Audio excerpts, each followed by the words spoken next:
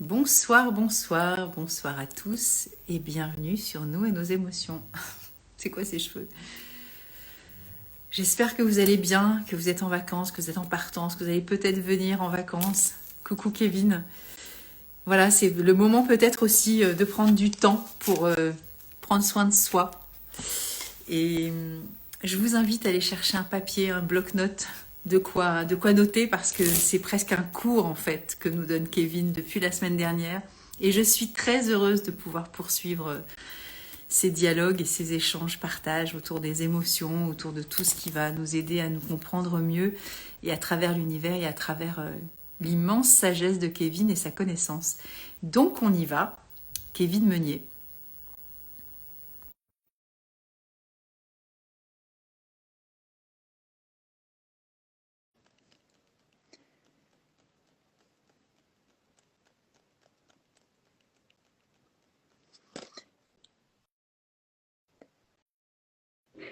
Eh bien, le bonsoir. Bonsoir. Salut, ça va? Ça se Ça passe bien? se passe super bien, bah, t'as vu, voilà, je suis équipée, hein. Ah bah écoute, moi j'ai installé j'ai un moteur d'avion qui me sert de ventilo à côté. Je crois que C'est ça sera parfait. parfait.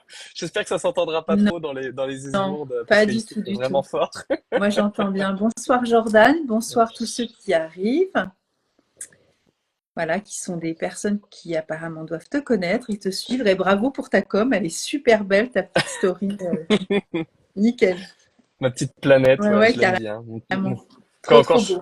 quand je peux mettre mon petit Uranus partout, je le fais. Et ben c'est magnifique. Et du coup, ouais, je réitère, allez prendre un papier, un crayon, de quoi noter, parce que Ouais. je regrette de ne pas avoir mis en collaborateur. Bon, après, c'est pas grave, hein, tu la partages si tu veux, mais Oui. tu vois, la semaine dernière, sur, voilà, sur l'astrologie uranienne, on a appris énormément de choses. Et ah, j'ai une notification qui dit que tu ne peux pas participer. Donc, ça s'est coupé. Peut-être que tu vas revenir. Dites-moi si vous continuez à me voir et à m'entendre, ou si c'est juste du côté de Kevin, ou si c'est aussi des deux. Ah oui, il revient, c'est ça. Non, tout va bien. Donc, apparemment, moi, vous devez m'entendre et me voir. On va faire réapparaître Kevin.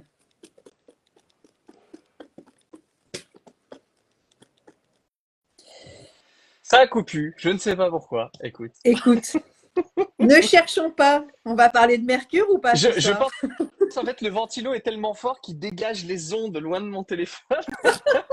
Tu crois que c'est possible? Écoute, je ne Écoute, sais pas. Dans le doute, en fait, j'ai retiré, j'espère que ça va aller, j'ai retiré en fait le Wi-Fi tout à l'heure de mon téléphone parce que j'ai un Wi-Fi qui est désastreux. Je pense que je mettrais un mec qui pédale dans la cave pour qu'il y ait du jus, ça serait, ce ça serait serait pas pareil. aussi horrible. Donc si jamais ça recoupe, je remettrai le Ouais, Wi-Fi et puis on se c'est pas débrouillera. grave. Et de toute façon, tu sais quoi? On fait avec et comme c'est.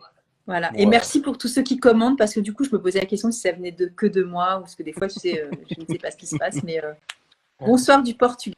Bah, ça, c'est cool. Salut Tommy. Vive le monde.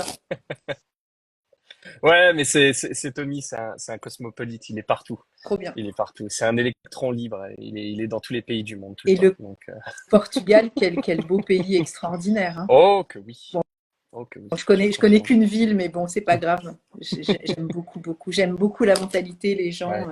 Tout est Les gens chouette. sont adorables. Carrément adorable. Et donc là, il y a un petit mot peut-être qui t'est destiné, je sais pas. Toujours, toujours Uranus. Oui, toujours Uranus sur la planète de la technologie, De la technologie, exactement. carrément. Ouais, ouais, tout à fait. C'est ce qu'on regarde tout le temps. Alors, je vérifie en même temps, hein, je me permets, je vérifie en même temps sur mon thème si j'ai pas effectivement une mauvaise connexion planétaire. Ça peut C'est arriver. possible. Ah ouais, quand même mon méridien progressé qui passe sur Mercure Hadès, donc ça les spécialistes sauront ce que ça veut dire. Mercure c'est la communication, Hadès c'est quand ça c'est pas fluide et mon méridien progressé c'est ce qui montre l'horoscope du jour. Donc il y a Ok. peut-être ça va peut-être recouper encore, c'est Et tu possible. sais, tu viens, tu repars, t'es chez toi, hein, donc voilà. C'est ça, ouais, ouais, je viendrai, je repartirai. Ça fait... Non mais vraiment dans le doute, voilà, je rebrancherai la box et puis voilà, Ouais, si donc je vois du qu'il n'y coup, a pas de jus. je répète, allez chercher un papier, un crayon, parce qu'il y en a qui arrivent, et du coup, voilà, prenez des notes, il y a plein de choses croustillantes que vous allez apprendre ce Bah, soir. je vois même Et voilà. je vois même qu'on a un Québécois dans la salle trop avec Nicolas, bien. qui ça fait plaisir. Ouais, ça fait plaisir. Bah ouais, c'est chouette.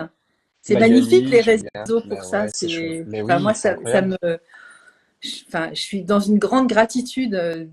Je trouve que la technologie pour ça, c'est juste fabuleux, quoi. Ce qui est C'est vraiment cool. quand même dingo, c'est qu'en fait, tes voisins de palier, quasiment, t'es capable de les croiser tous les jours sans leur adresser la parole, et des personnes à l'autre bout du monde, t'es capable d'avoir des super amitiés. Ah, je trouve ça quand même assez C'est, dingue. c'est quand même assez dingue. Ouais. Bonsoir à tous. Hein. Super gentil d'être là.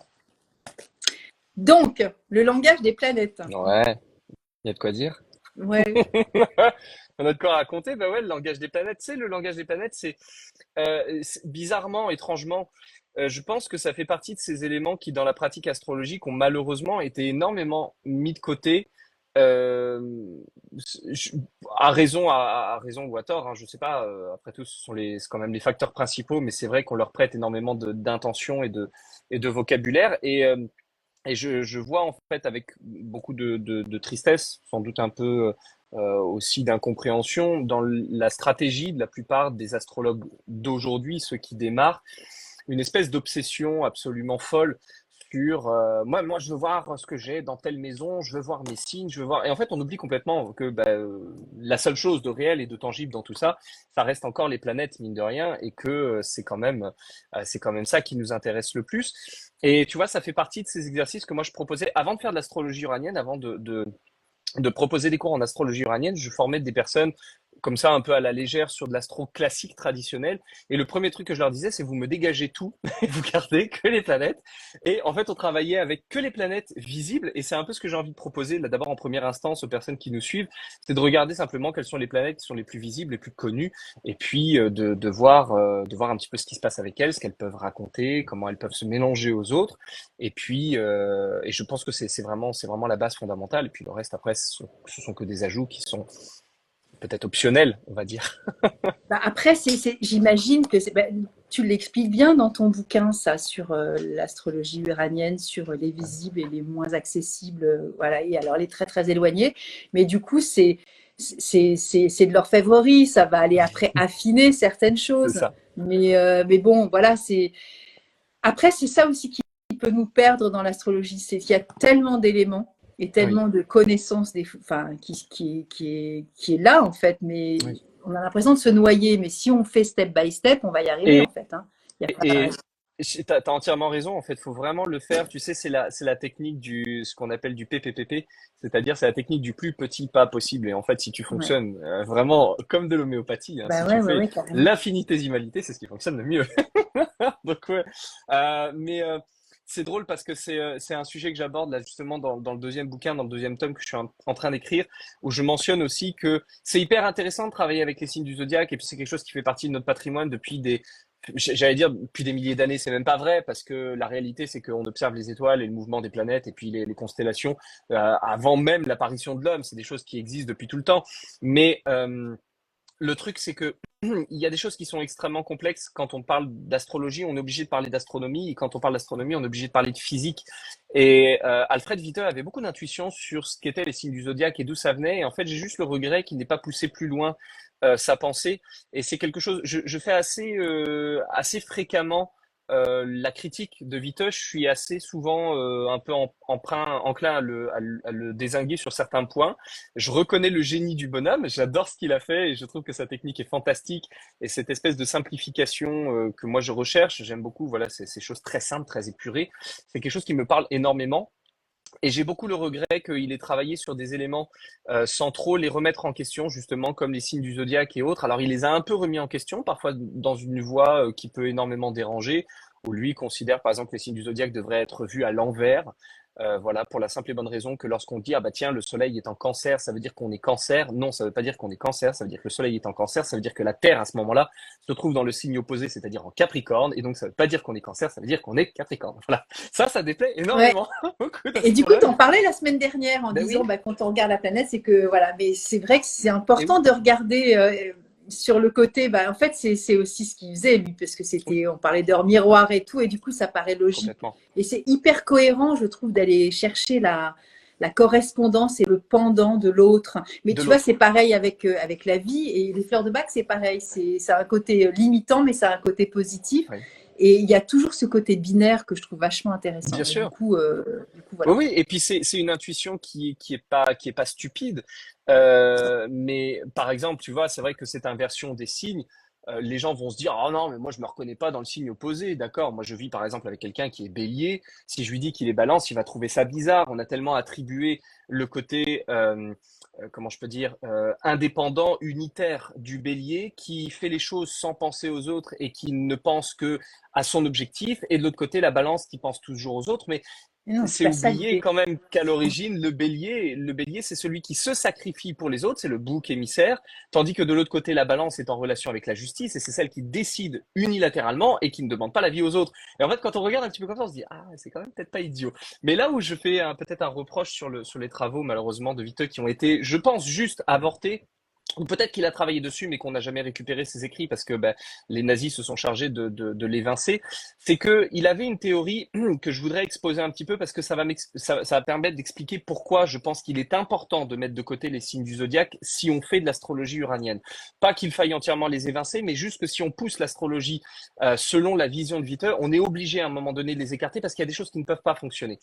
Alfred Witte considérait que les signes du zodiaque était la conséquence de l'influence électromagnétique envoyée par le Soleil, parce que le Soleil dégage évidemment beaucoup de photons, hein, puisqu'il dégage de la lumière, il dégage de la chaleur, mais il dégage aussi des rayonnements, ce qu'on appelle des vents solaires, qui sont des vents qui sont ionisés, qui contiennent des ions et qui contiennent des électrons. Et si on appelle des électrons, si on pense au mot électron, bah forcément ça nous fait référence à quelque chose tout de suite, c'est l'électricité. Et nous, notre Terre, elle a un noyau qui est solide et qui bouge, qui tourne, et tout autour du noyau, on a toute une espèce de magma de matière liquide qui est fait de nickel et de fer, qui sont de superconducteurs.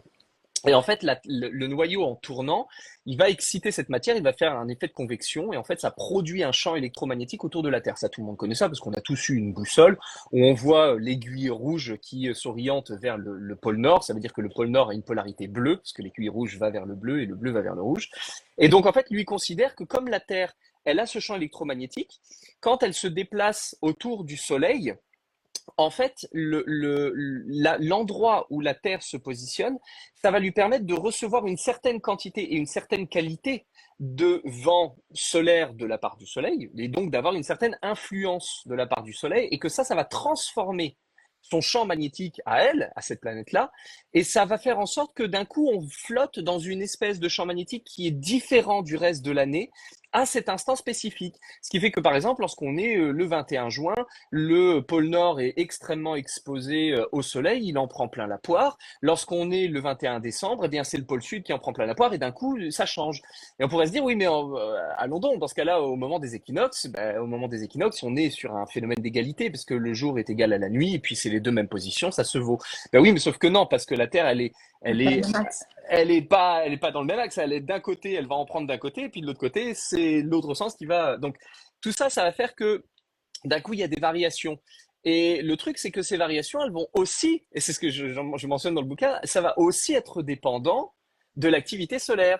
Et donc, j'explique qu'il serait très intéressant de faire un comparatif. Malheureusement, j'ai pas les moyens pour ça. Il faudrait faire ça avec des ordinateurs, avec du machine learning et du big data, des choses extrêmement compliquées. Et puis, j'ai pas la possibilité de le faire moi-même. Mais il serait très intéressant de faire du repérage statistique sur les personnes qui sont nées au moment à des pics d'activité solaire, au moment où on a des éruptions solaires particulièrement fortes, pour voir ce qui se passe, par exemple, concernant justement cette possibilité de trouver une adéquation entre ce qu'on qualifie, ce qu'on donne comme caractéristique pour les signes du zodiaque et ce que ces personnes en pensent. Est-ce qu'on se retrouve vraiment dedans ou pas? Mon intuition me dit que non. Mais donc, ce qui va se passer, c'est que quand on regarde des planètes dans notre thème, on va voir que telle planète est dans tel signe, telle planète dans tel signe, etc. C'est intéressant. Sauf que la réalité, c'est que nous, en fonction de l'endroit où la planète se trouve, c'est-à-dire en fonction de notre signe solaire, en fonction de l'endroit où le Soleil va se trouver dans le ciel, eh bien, on va pas capter la lumière de ces planètes-là de la même manière, c'est-à-dire que ça va être filtré, ce qui fait que moi, par exemple, je suis, ce que j'explique, je suis de la génération Pluton en Scorpion. On est très nombreux à avoir Pluton en Scorpion, parce que c'est un phénomène générationnel, ça dure très très longtemps, Pluton est très lente, puis le Scorpion, comme tous les signes, fait 30 degrés, donc c'est très long. Et en fait, les personnes qui vont être comme moi, Cancer, vont avoir capté l'énergie d'un Pluton en Scorpion d'une certaine manière, qui va pas du tout être la même que quelqu'un qui va être né en plein décembre, tu vois, c'est totalement différent. Ce qui fait qu'en fait, une planète dans un signe, ça ne veut rien dire. Ça ne veut absolument rien dire. Une planète dans un signe, pour quelqu'un qui est né à tel moment et qui recevait tes radiations, oui. Ce qui fait qu'à ce moment-là, une planète dans un signe, on ne peut pas donner une interprétation. Mais une planète dans un signe, quand nous sommes nés à tel moment, donc on devrait donner 12 interprétations par planète et par signe en fonction du moment où nous sommes nés. Donc ça devient un gloubi-boulga absolument indigeste. Donc, c'est pas que ça n'a pas de valeur, mais je pense que c'est quelque chose qu'on peut mettre de côté en un premier temps, et que plus tard, quand on a envie de pousser la chose un petit peu plus loin, dans ce cas-là, c'est intéressant d'aller rechercher ces informations-là et de faire du travail statistique. C'est ce que faisait les Gauquelins, par exemple, Michel Gauquelin, qui était quelqu'un qui avait très envie de foutre un gros coup de pied dans la fourmilière de l'astrologie et qui malheureusement était pris à son propre piège puisqu'il avait vérifié des choses qui statistiquement étaient plutôt bien corroborées et qui tendait à prouver que l'astrologie était réelle. Mais voilà, ça c'est un autre sujet qu'on pourra aborder peut-être une autre fois. Donc voilà, je pense que c'est intéressant de regarder peut-être uniquement les planètes et de voir ce qu'elles racontent.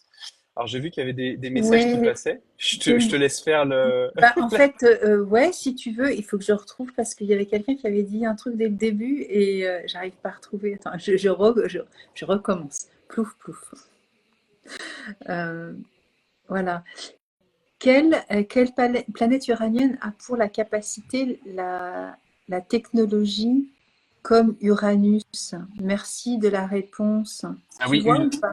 ouais, une autre planète qu'Uranus qui Ouais. parlerait de technologie.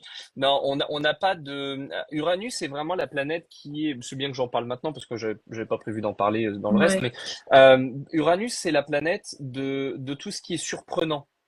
De tout ce qui est résolument moderne, mais par exemple, dans les premiers moments où on a découvert Uranus, ce qui nous semblait moderne, c'était le télégramme. Donc, tu vois, aujourd'hui, ça fait partie de la préhistoire. Bah oui. Donc, ça parle pas nécessairement de technologie, ça parle de ce qui perturbe notre train-train quotidien comme étant quelque chose de profondément installé. Et c'est pour ça que c'est une planète révolutionnaire. En fait, elle vient juste foutre le merdier. Et c'est pour ça que l'astrologie uranienne, d'ailleurs, révèle autant d'inimitié auprès des astrologues. C'est parce qu'elle vient justement avec toute cette énergie uranienne qui fait que du coup, elle a un don pour se faire détester. Ouais. Et le truc, c'est Uranus, c'est vraiment la planète de ce qui va être résolument moderne et qui débarque et qui est perturbant et qui arrive dans notre univers comme une espèce de... c'est pour ça qu'on l'associe beaucoup à l'électricité. C'est une espèce en fait de défibrillateur. Voilà, quand on commence à se poser un peu trop sur nos lauriers et qu'il n'y a plus rien qui se passe, Uranus débarque et fait ftonk, et d'un coup, voilà, on a un sursaut, et c'est vraiment ce réflexe myotatique où d'un coup, voilà, il y a un sursaut.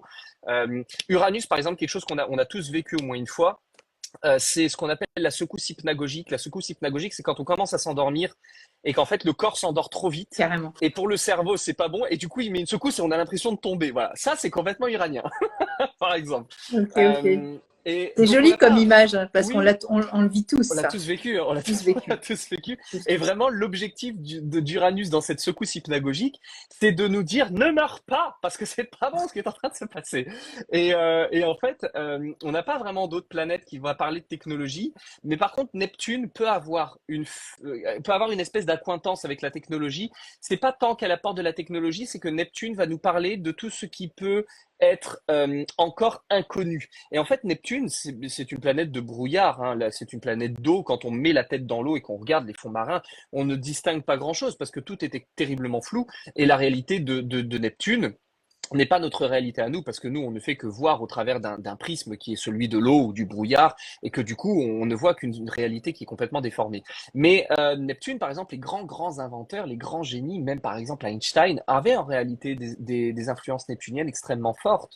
On pense toujours que Neptune, c'est que le trouble, le flou, le doute, l'imaginaire, mais il faut penser en dehors de la boîte. C'est plus drôle en anglais quand on dit thinking out of the Ah, box. the box, yes. C'est ça, parce que c'est vraiment là, cet endroit-là, qu'on va chercher des informations qui ne peuvent pas exister autrement. Et c'est ce qu'on appelle le confuse-diffuse, en fait, en neurosciences. C'est-à-dire que quand on est hyper focus sur un truc, qu'on cherche une solution, on ne la trouve pas. Stop, arrête-toi, va te balader, fais-toi les ongles, va aux toilettes, prends une douche. Et le moment où on diffuse, paf, à ce moment-là, l'information, elle arrive. Et c'est complètement ça, Neptune et Uranus, c'est confuse-diffuse. Ouais. Voilà. Et pour moi, du coup, quand je t'entends parler, ça fait penser aussi à ces sortes de, tu vois, d'inspiration où on n'a pas l'impression d'avoir la connaissance de Ouais, la source et de l'origine et on se sent inspiré. c'est ça. Et en fait, c'est comme si on allait dans, bah, alors c'est pas la tête sous l'eau, mais dans d'autres types de sphères exactement. d'accessibilité d'information. Je ne peux pas dire autrement parce que finalement, chacun ses croyances. Hein. Non, mais bon, voilà. Et pour le coup, là, il y a une forme de fulgurance qui fait que Ouais, oui, c'est évident en fait. Mais alors, ça peut être du Mozart, ça peut être qui on veut c'est finalement, ça. parce que là, on est extrêmement inspiré par ce grand bordel qu'on ne connaît toujours pas, Ouais, bien sûr. mais qui est là en fait. Hein. Ah On est ouais, tout à d'accord. fait. Ouais, ouais, ben, en Ok. plus c'est rigolo parce que tu sais, on a deux planètes qui se ressemblent beaucoup en astro-uranienne. On a Neptune d'un côté, planète de l'eau et dieu de la mer, et de l'autre côté, on a son équivalent grec qui est Poséidon, qui est aussi le dieu de la mer. Et en fait, quand Uranus se mélange avec Neptune, ça peut donner des flashs, ça peut aussi donner des MDE ou des Ok, EMI, hein, ok, c'est-à-dire ok. des expériences de mort imminente, Ok. voilà. Et puis quand ça s'associe avec Poséidon, c'est le moment justement où on a une illumination. Et les deux ensemble, Uranus-Neptune ou Uranus-Poséidon, peuvent nous donner l'un comme l'autre des flashs. Voilà, donc Alors du coup, les médiums, ou les voyants, oui, évidemment. Ok, ok. Ça capte évidemment, vite. Hein. Ouais, ouais, ok. évidemment, bien sûr, ils sont complètement. Le truc, tu vas voir dans un thème, si tu as Neptune qui fonctionne avec Uranus ou avec Lune ou avec Poséidon, ces quatre planètes-là qui fonctionnent ensemble, c'est sûr, il y a c'est soit du médium, soit du psy. Parce qu'en Ouais, réalité, les psys ne le savent pas, mais la plupart des psys sont extrêmement médiums. C'est assez ouais, rigolo bah ouais, de c'est voir clair. comment on peut orienter vers l'un ou vers l'autre. Ouais. Ouais, Si ouais. ou, Je vois qu'il y avait ou, d'autres questions. ou accompagnant ou thérapeute Oui, bien hein, sûr, ça peut être des mais, infirmiers aussi. Enfin, je mais veux dire, voilà, Mais toujours des avec, accompagnants. ouais, mais toujours avec cette sensibilité de d'aller chercher l'impalpable et Ouais. l'indicible. Et ça, c'est totalement neptunien et uranien. C'est vraiment l'expérimentation au travers des brouillards. Donc, Moi, je dois mais avoir de je trouve ça assez ça, fascinant. je pense, parce que tu m'as parlé de Goethe la semaine Mais dernière, oui, ça m'a vrillé le cerveau. c'est vrai. Ben oui, avec ton Neptune, Ouais. Poséidon, Vénus, ouais, c'était complètement goethien. Ouais, c'était assez Mais en rigolo. même temps, voilà, moi je pense qu'il y a de ça chez moi parce que voilà, il y a une forme de captation, tu vois, de quelque chose qui m'appartient pas et qui est Ouais, qui est dans le truc. faudrait que je remonte le thème. J'ai pas mon iPad ici, mais C'est faudrait pas que grave, je regarderai on ça. fera ça en Pile poil. intimité, ouais. Et Ouais, du coup, après, il y a, j'arrive pas, c'est Nina, je crois, hein, le prénom. ouais. Bonsoir, comment faites-vous pour prédire? Ouh là là, déjà ça part mal, Nina. Alors, je vois. C'est ça. Pour prédire des faits et des blocages, des réussites entre le thème natal avec la carte du ciel prévue à telle date.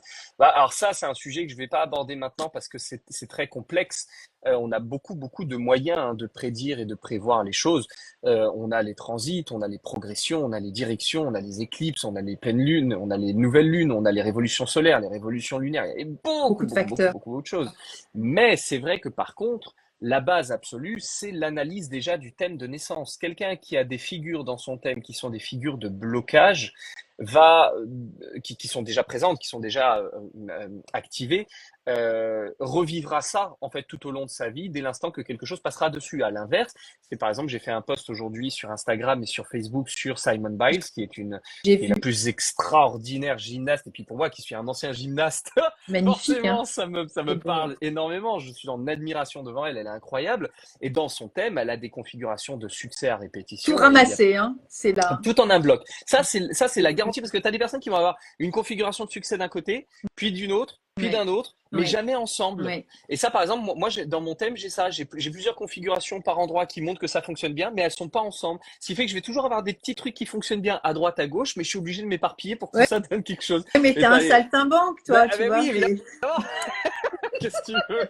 Mais Bah ouais, oui, non, mais je veux dire, tu vois, tu peux pas te tromper toi-même, en non, fait. non, C'est à livre absolument. ouvert. Qu'est-ce que tu veux Ouais. faire? C'est toi. Donc, c'est logique, en fait, tu vois. Ouais, et puis une fois que tu C'est l'as accepté, ça se passe vachement implacable. mieux, hein. Mais Ouais. carrément. Après, c'est chacun son chemin, tu vois. Et du coup, après, il y a une autre question. Donc, j'espère que Nina, vous serez satisfaite de la réponse. Mhm. C'est Julien, hein, c'est ça? Je ne Ouais. comprends pas non plus l'obsession avec les signes. Est-ce que tu vois mieux que moi? Parce que moi, j'ai Ouais, des yeux, je ouais. ne vois pas très Peut-être à bien. cause des horoscopes de soleil, les signes ne sont que des territoires et n'ont pas trop de sens sans leur maître. Bah oui, il faut qu'il y ait quelque chose qui habite dedans, sinon il se passe rien.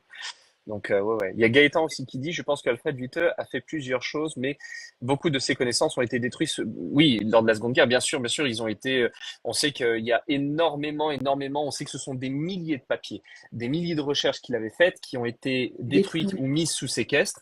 Je sais que Je sais qu'on a beaucoup tenté de détruire beaucoup de choses lors des autodafés de la Seconde Guerre mondiale, mais il y a quand même beaucoup de généraux de la Seconde Guerre mondiale chez les nazis qui étaient éminemment curieux de toutes ces sciences occultes. C'est pas pour rien, on en a parlé la dernière fois, c'est pas pour rien qu'on aborde quand même un symbole comme le swastika, comme signe sur les drapeaux. C'est évidemment pas innocent.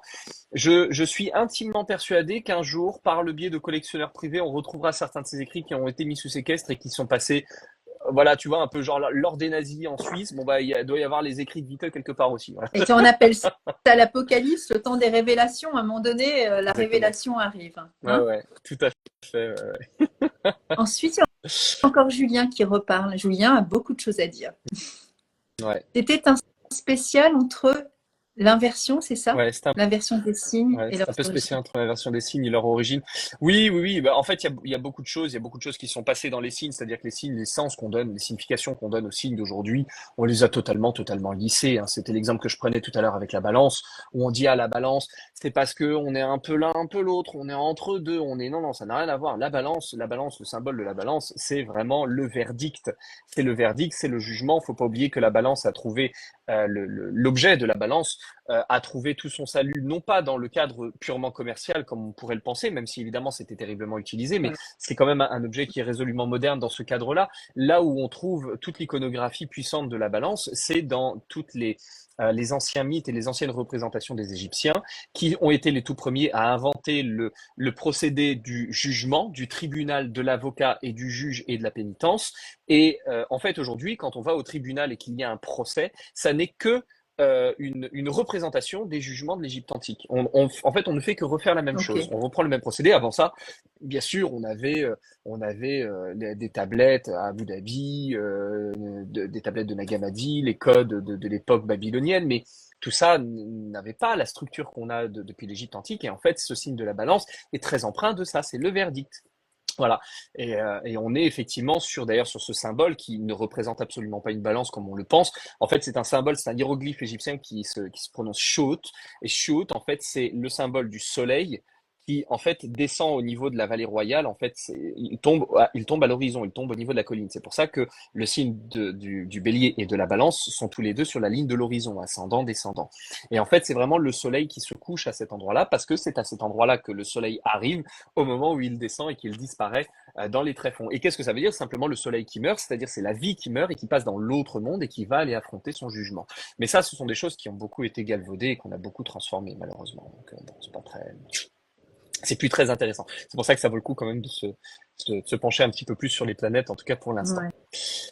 Je vois qu'il y a Chris qui dit, comme l'astro chinoise qu'on définit juste avec son animal de l'année de naissance, alors qu'il y a en fait quatre piliers plus les temporels. Oui, en fait, l'astrologie Ouais, puis il y a chinoise, c'est les pareil. éléments aussi. Les Enfin, il y a, éléments, hein, il y a énormément il y a énormément plein de de choses. choses. On met tout ça de côté, C'est ouais, clair. tout à fait.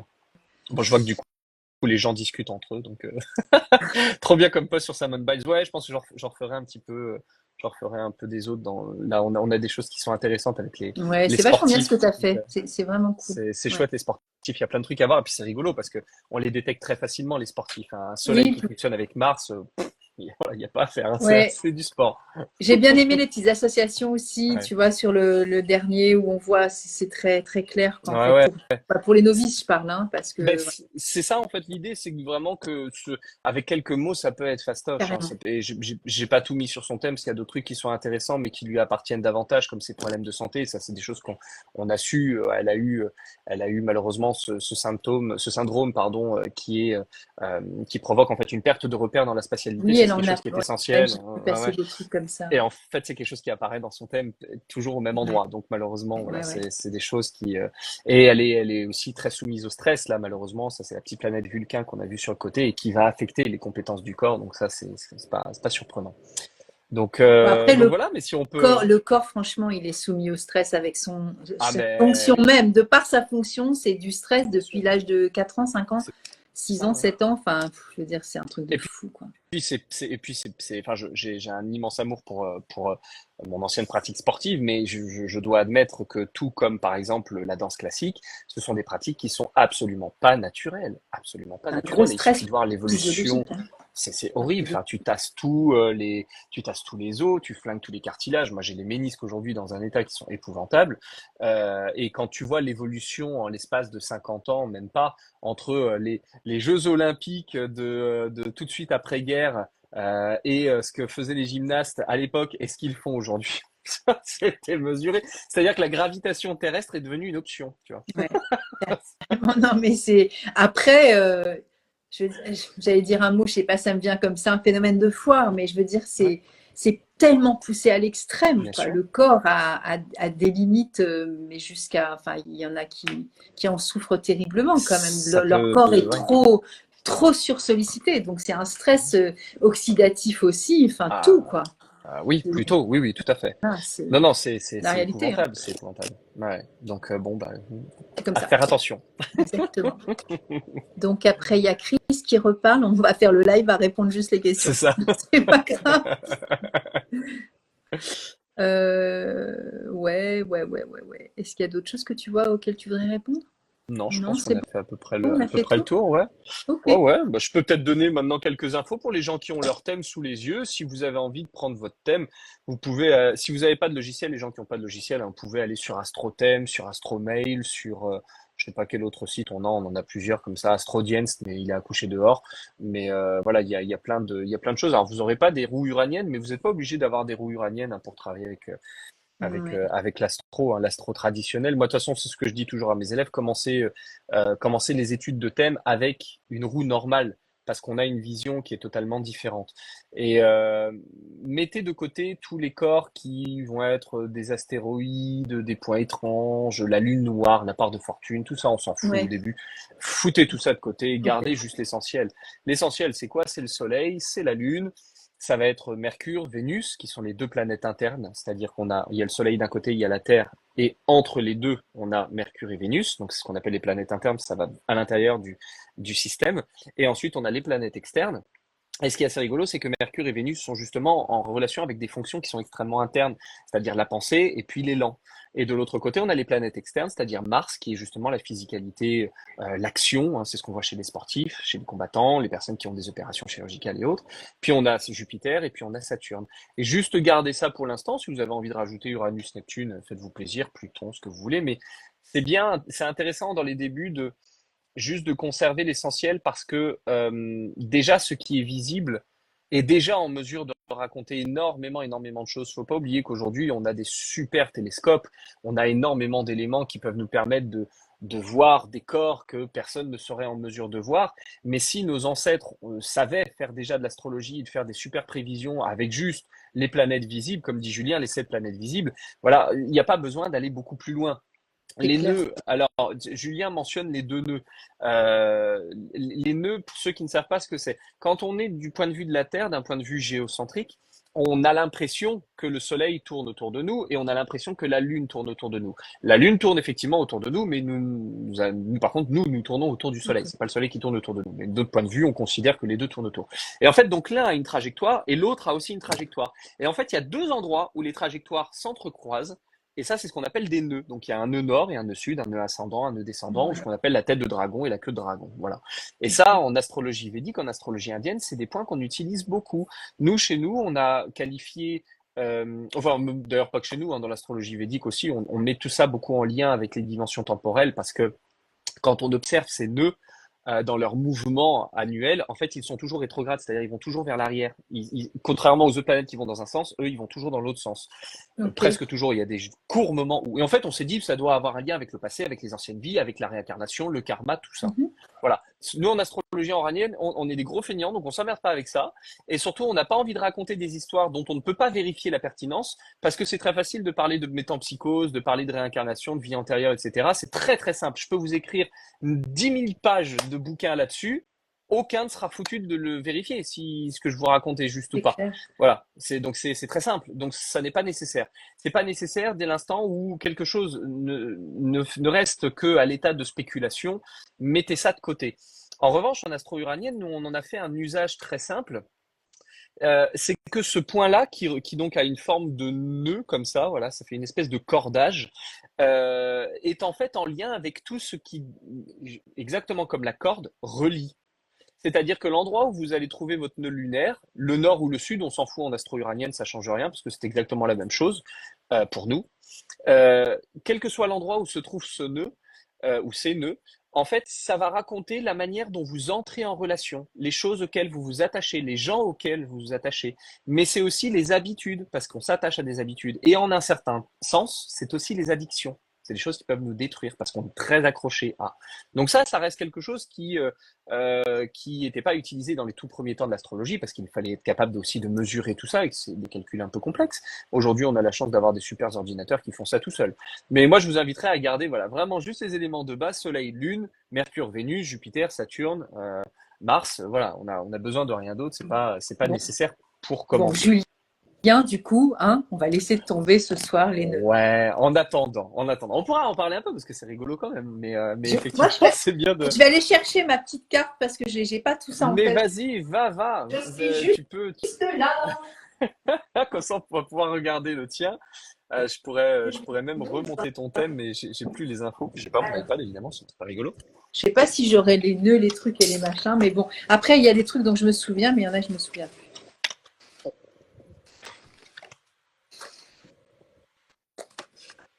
Je ne sais pas. Bon. Plouf, plouf. Alors, Salut Daniel.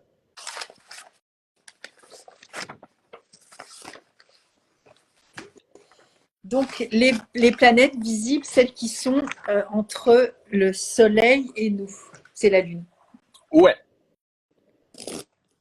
ouais. Les planètes visibles entre nous et Saturne, c'est vraiment, en fait, Saturne. C'est pour ça que Uranus a eu beaucoup. euh, Comment dire? Uranus, justement, on en parlait tout à l'heure, a eu ce côté un peu révolutionnaire, c'est qu'on était persuadé, on a été perçu, enfin pas nous, hein, mais nos ancêtres étaient persuadés qu'il n'y avait rien au-delà de Saturne. Et le moment où on a découvert Uranus, ça a été une révolution extraordinaire parce qu'on s'est dit, mais en fait, il y a autre chose au-delà de Saturne, et c'est pour ça qu'on l'a appelé Uranus. Ça vient de Uranos, qui est la divinité, c'est pas un dieu, c'est une divinité primordiale de la mythologie grecque. Et qui est en fait la divinité du ciel. Voilà, il y a Gaïa, la terre, et il y a Uranos, le ciel, et en fait, il n'existe théoriquement pas grand-chose au-delà à part Chaos. Voilà, Chaos, Nyx, la nuit, Chaos, le désordre, Nyx, la nuit, Eros, l'attraction, mais ce sont des principes primordiaux, voilà, ce ne sont pas des divinités. Et c'est vrai que Uranus est arrivé un peu comme un cheveu sur la soupe et a foutu un joyeux merdier parce qu'on s'est rendu compte très rapidement après qu'il y avait encore autre chose derrière et qu'en fait il y avait beaucoup d'autres choses derrière, donc c'était un vrai bazar. Voilà, il y a eu deux planètes qui ont été très très gênantes pour notre découverte, pour notre stabilité en tout cas astrophysique. C'est Uranus d'une part et Eris d'autre part, qui est un corps qui a fait perdre son statut de planète à Pluton, voilà, et qui a foutu un joyeux merdier, et les astrologues et les astronomes ont fini par tous se taper dessus les uns les autres, c'était super sympa, et c'est pour ça qu'ils l'ont appelé aussi Eris, parce que c'est la planète de la discorde. Ah ok, je ne C'était la connais pas celle-là. c'était très sympa. Elle a failli s'appeler Xena. C'était en débat pendant quelques temps. On a failli l'appeler Xena et sa petite lune, on a failli l'appeler Gabrielle. Et puis finalement, elle a été nommée Eris. Donc bon, voilà, ça ne restera pas aussi fantasque que je l'aurais souhaité, étant un grand fan de Xena. Tant pis. Donc, est-ce que tu as ton thème? Oui, mais Ouais. bon, c'est à l'envers, donc tu vois, tu vas Ouais, pas ça avoir fait grand-chose. rien. Hein? Non, c'est hyper intéressant. Et c'est alors les trucs essentiels que nous on garde, c'est tous les tracés qui sont en rouge et Ok, toutes les planètes qui sont ensemble. Donc là, par exemple, toi, si je regarde, tu as la Lune qui est très proche de Mercure. Les deux sont quasiment ensemble. ok. Tu as des tracés entre Jupiter, Uranus et Pluton, donc on va mettre Uranus et Pluton de côté pour l'instant. On a un lien également, on a un trait rouge entre Mars et Saturne, entre Mars et Neptune. Donc Mars-Neptune, c'est pareil, je vais le mettre de côté. Et bah, entre Saturne et Neptune aussi, forcément. T'as pas beaucoup de tracés. Ah, eh ben si, on a aussi Vénus-Jupiter. Donc ça, c'est intéressant. Donc on a Vénus-Jupiter, Mercure-Lune. On peut déjà travailler là-dessus. Donc, ton Mercure-Lune. Tu le vois réapparaître. Oh, c'est bon. Bonsoir. On va attaquer sur la Lune et le Soleil. Je vais vous raconter un petit peu ce qui se passe avec la Lune et le Soleil selon la vision qu'on a en astro-uranienne. Le soleil, quand on regarde un thème, la vision du soleil, c'est la vision de la Terre. On regarde la Terre, puisque les deux appartiennent à un système qui est totalement imbriqué. S'il n'y a plus de soleil, la Terre part tout droit. D'ailleurs, j'ai mis une story hier, je crois, ou aujourd'hui en début de journée, je ne sais plus, avec quelqu'un c'était pour rebondir sur le sujet qu'on avait abordé la semaine dernière, où j'avais dit, les planètes ne savent pas qu'elles tournent autour de quelque chose, la Lune ne sait pas qu'elle tourne autour de la Terre, et la Terre ne sait pas qu'elle tourne autour du Soleil. Pour elles, les planètes, elles vont tout droit. Et en fait, il y a un homme dans la story qui prend un cerclage en bois, qui le pose sur la table et qui met une balle au centre et il la fait tourner comme ça sur le cerclage. Et à un moment donné, la balle tourne et il enlève une partie du cerclage et la balle continue tout droit d'un coup. Et c'est exactement ce que j'expliquais. Et quand on regarde le Soleil, on regarde la Terre, on regarde l'influence que le Soleil a sur la Terre et le système d'imbrication qui existe entre les deux. Le Soleil, quand on regarde le Soleil, c'est quoi? S'il n'y a pas de Soleil, il n'y a pas de vie. C'est grâce au Soleil, grâce à la lumière qu'il y a la vie. Donc le Soleil est totalement imbriqué dans cette notion d'existence et de vie. On incarne quelque chose, on vit quelque chose, et en fait le soleil, quand on regarde le soleil, on va voir le corps, on va voir la santé, et on va voir le fait d'exister, de vivre quelque chose, une expérience, mais dans le concret, dans la matière. Lorsqu'on prend un sportif, on va regarder le soleil et ses intrications avec Mars, parce que Mars c'est l'activité musculaire. Donc soleil-Mars, quand les deux sont ensemble, il y a une chance sur une que la personne ait une activité sportive. Et quand les deux sont séparés, mais qu'il y a quelque chose, une planète entre les deux, ça montre le rapport que la personne entretient avec l'activité sportive. Et c'était ce que je montrais avec le thème justement de Simone Weil. Et le Soleil, donc, on va dire que c'est une force qui est extéroceptive. C'est-à-dire qu'elle est en lien avec tout ce qui est à l'extérieur de nous, à l'extérieur de notre âme. C'est-à-dire nous sommes un esprit ou une âme, vous mettez le mot que vous voulez là-dessus, on s'en fout. C'est purement une question culturelle. Mais par contre, à l'extérieur de ça, qu'est-ce qui enrobe, qu'est-ce qui entoure, quel est le vaisseau? Eh bien, ça va être le corps. Alors que la Lune, elle, ça va être justement le pôle opposé. Hein. Le Soleil et la Lune sont toujours ces deux luminaires qu'on aime bien mettre en miroir l'un de l'autre. Eh ben oui, parce que nous, on tourne autour du Soleil, mais la Lune, elle nous tourne autour, comme une espèce, voilà, un peu de petit parasite, voilà, qui est totalement accaparé dans notre champ gravitationnel. Et la Lune, elle, ce qu'on voit, de notre point de vue, c'est que non seulement elle est instable, elle est variable, elle ne suit pas toujours le même chemin dans le ciel, elle n'a pas toujours la même forme. Il y a des moments où elle disparaît et ça terrorise les foules. À l'époque, les premiers hommes étaient persuadés que la Lune était dévorée par un dragon ou que le Soleil était en train d'être dévoré par un dragon quand la Lune se mettait devant et que ça provoquait des éclipses. C'était absolument terrorisant.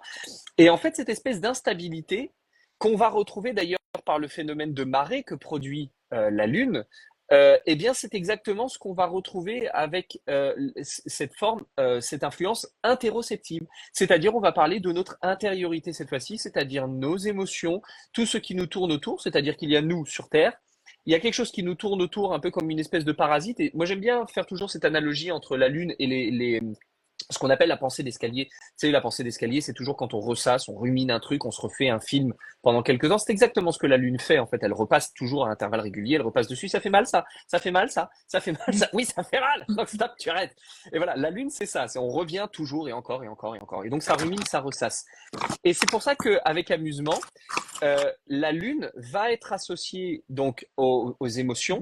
Le Soleil va être associé au corps. Mais pourtant, la Lune, elle a aussi une fonction corporelle, c'est qu'elle va parler parfois de certains organes qui sont internes. Et elle va parler du cerveau, puisqu'on va beaucoup avoir des informations, des pensées ou autres, donc sur le fonctionnement cérébral, les hormones, mais aussi le ventre, la digestion et particulièrement les intestins. La Lune est à cet endroit-là. Et c'est assez amusant d'ailleurs que nous, dans notre langue, alors c'est pas le cas dans toutes les langues, mais nous, on a appelé ça des intestins. Et en fait, intestin, c'est in testa, ça veut dire dans la tête. Ah, ok. C'est Oui, pas couillon. en même temps, quand on parle d'émotionnel, alors je vais faire un parallèle, mais je parle aussi d'Edouard Bach parce qu'il est immunologiste et bactériologiste. Le cerveau émotionnel, on parle de Gershon qui a découvert le deuxième cerveau, mais bon, Bach l'avait découvert aussi dans les années 1800 et les brouettes, voilà, enfin 1912. Et du coup, on est vraiment sur la même chose finalement, parce que c'est complètement relié de toute façon par le nerf Exactement. vague, hein, on est d'accord. Totalement. Voilà, je fais une Totalement. petite ellipse C'est qui non, non, mais tu as raison et d'ailleurs c'est assez rigolo parce que j'en parlais avec mon conjoint il y a pas très longtemps. Je lui expliquais il existe une loi d'ascendance dans les organes et qu'en fait certains vont être déterminants, plus déterminants que d'autres. Et par exemple, lorsqu'il y a un problème, on a une surcharge émotionnelle ou autre, on peut faire un collapse, on s'effondre. carrément. Et en fait, ce qui se passe, c'est simplement qu'il y a trop d'énergie, il y a trop d'émotions. Et en fait, le corps a besoin de garder toute l'énergie pour juste ce qu'il faut pour le cerveau reptilien pour assurer les fonctions de respiration et de digestion et ensuite pour nourrir le cœur. Mais par exemple, si on bloque les intestins avec un bouchon, il y a un truc qu'on n'a pas digéré, ça bloque, eh bien, on tombe dans les pommes. On tombe complètement dans les pommes. Parce que le corps dit stop, on conserve l'énergie juste pour les organes essentiels, on se met en mode sous régime de sécurité d'urgence. Et en fait, on voit que le cerveau peut avoir un certain contrôle, par exemple, sur la motilité intestinale, mais c'est un contrôle qui est très faible, alors que l'intestin a un très grand pouvoir en réalité sur le cerveau. Et ce qui se passe, c'est qu'on a notre cerveau d'un côté, on a le cœur au milieu qui lui aussi a des neurones, et puis on a le ventre en dessous qui a encore plus de neurones.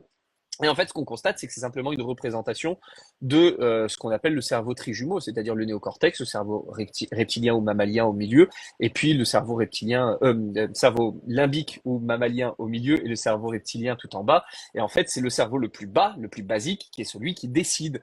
Or, nous, notre cerveau, c'est un organe qui est très intelligent, qui est très évolué, très avancé, mais c'est récent dans l'histoire de l'humanité, un cerveau. Les premières créatures, elles n'avaient pas de cerveau. Par contre, elles avaient un ventre. Voilà, la méduse, elle digère, mais elle pense pas. Et pourtant, elle a quand même des réflexes qui sont conditionnés. Elle a quand même une mémoire, elle a quand même une logique, elle a quand même une intelligence. Le blob, on prend le blob, il digère hyper bien, il a aucun cerveau.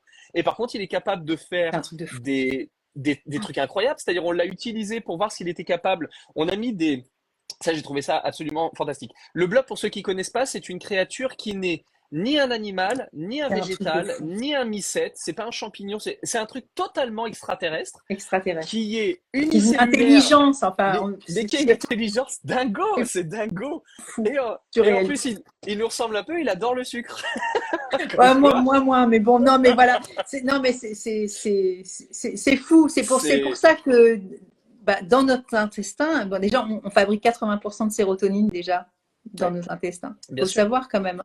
tout part de là, hein. Et tout par-delà. Et nos émotions, dès qu'on a un problème, ça se reporte sur les Oui, oui, intestins.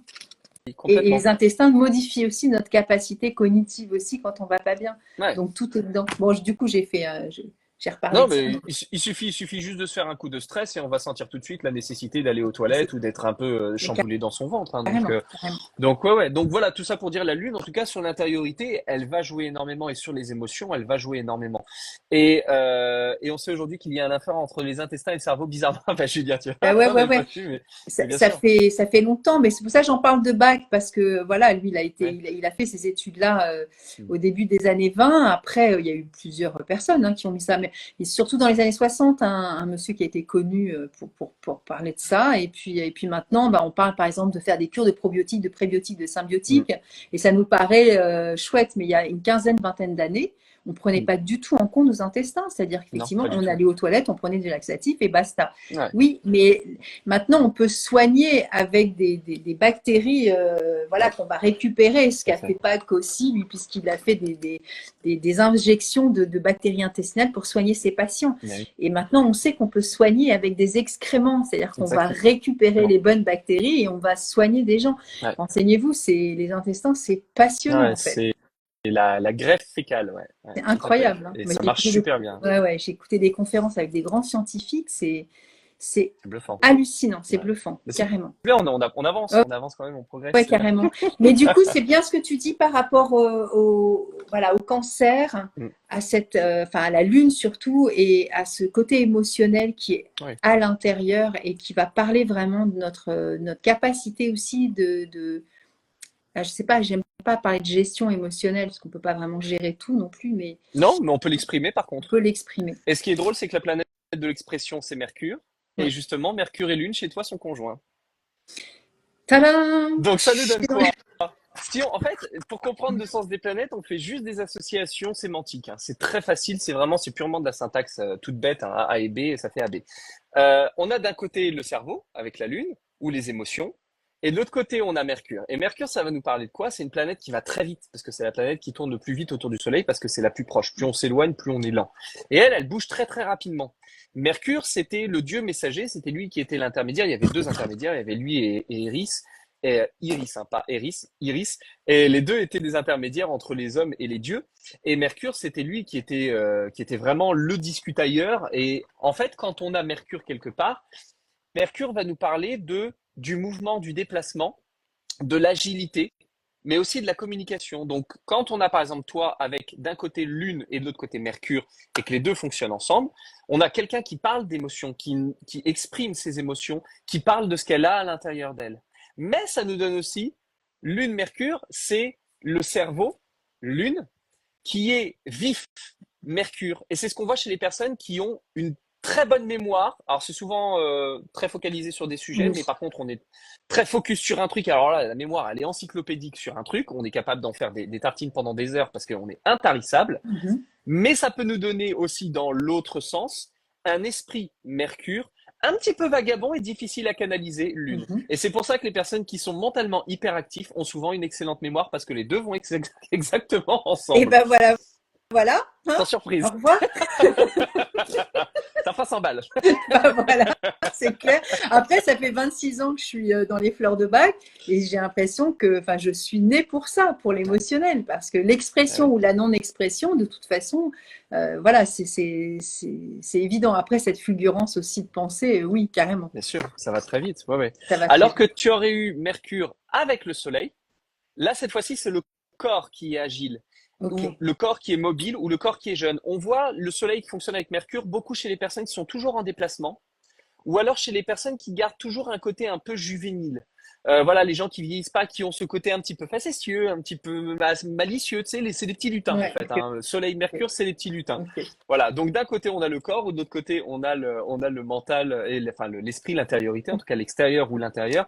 Et c'est vraiment les deux pôles à conserver donc, dans cette idée que le Soleil c'est l'extéroceptif, la Lune c'est l'interoceptif. Ça c'est dans notre thème de naissance, mais il arrive aussi, c'est pas tout le temps, c'est pas toujours le cas, mais il arrive aussi que le Soleil et la Lune parlent d'autre Ouais. chose, parce que ça peut nous parler on va dire, deux autres éléments, enfin trois autres éléments principalement. Le Soleil peut parler du masculin et la Lune peut parler du féminin. Par exemple, dans un thème, on va regarder le Soleil et la Lune, les interactions, ça peut être le couple, dans un couple hétérosexuel, mais on regarde aussi ce qu'on appelle le mi-point, j'en ai parlé lors de derniers cours, les mi-points, c'est des équidistance entre deux planètes. Entre Soleil et Chronos, Chronos c'est la planète des ascendants, entre Soleil et Chronos, on voit cet axe-là, ça parle du père, alors que Lune Chronos, ça nous parle de la mère. Alors le père ou le grand-père, la mère et la grand-mère.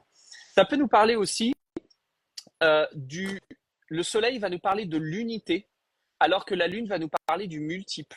Et c'est pour ça, par exemple, que quand on parle d'une personne, on va regarder le Soleil en thème mondial, hein, cette fois-ci pas dans notre thème à nous, mais dans le thème mondial. Ok.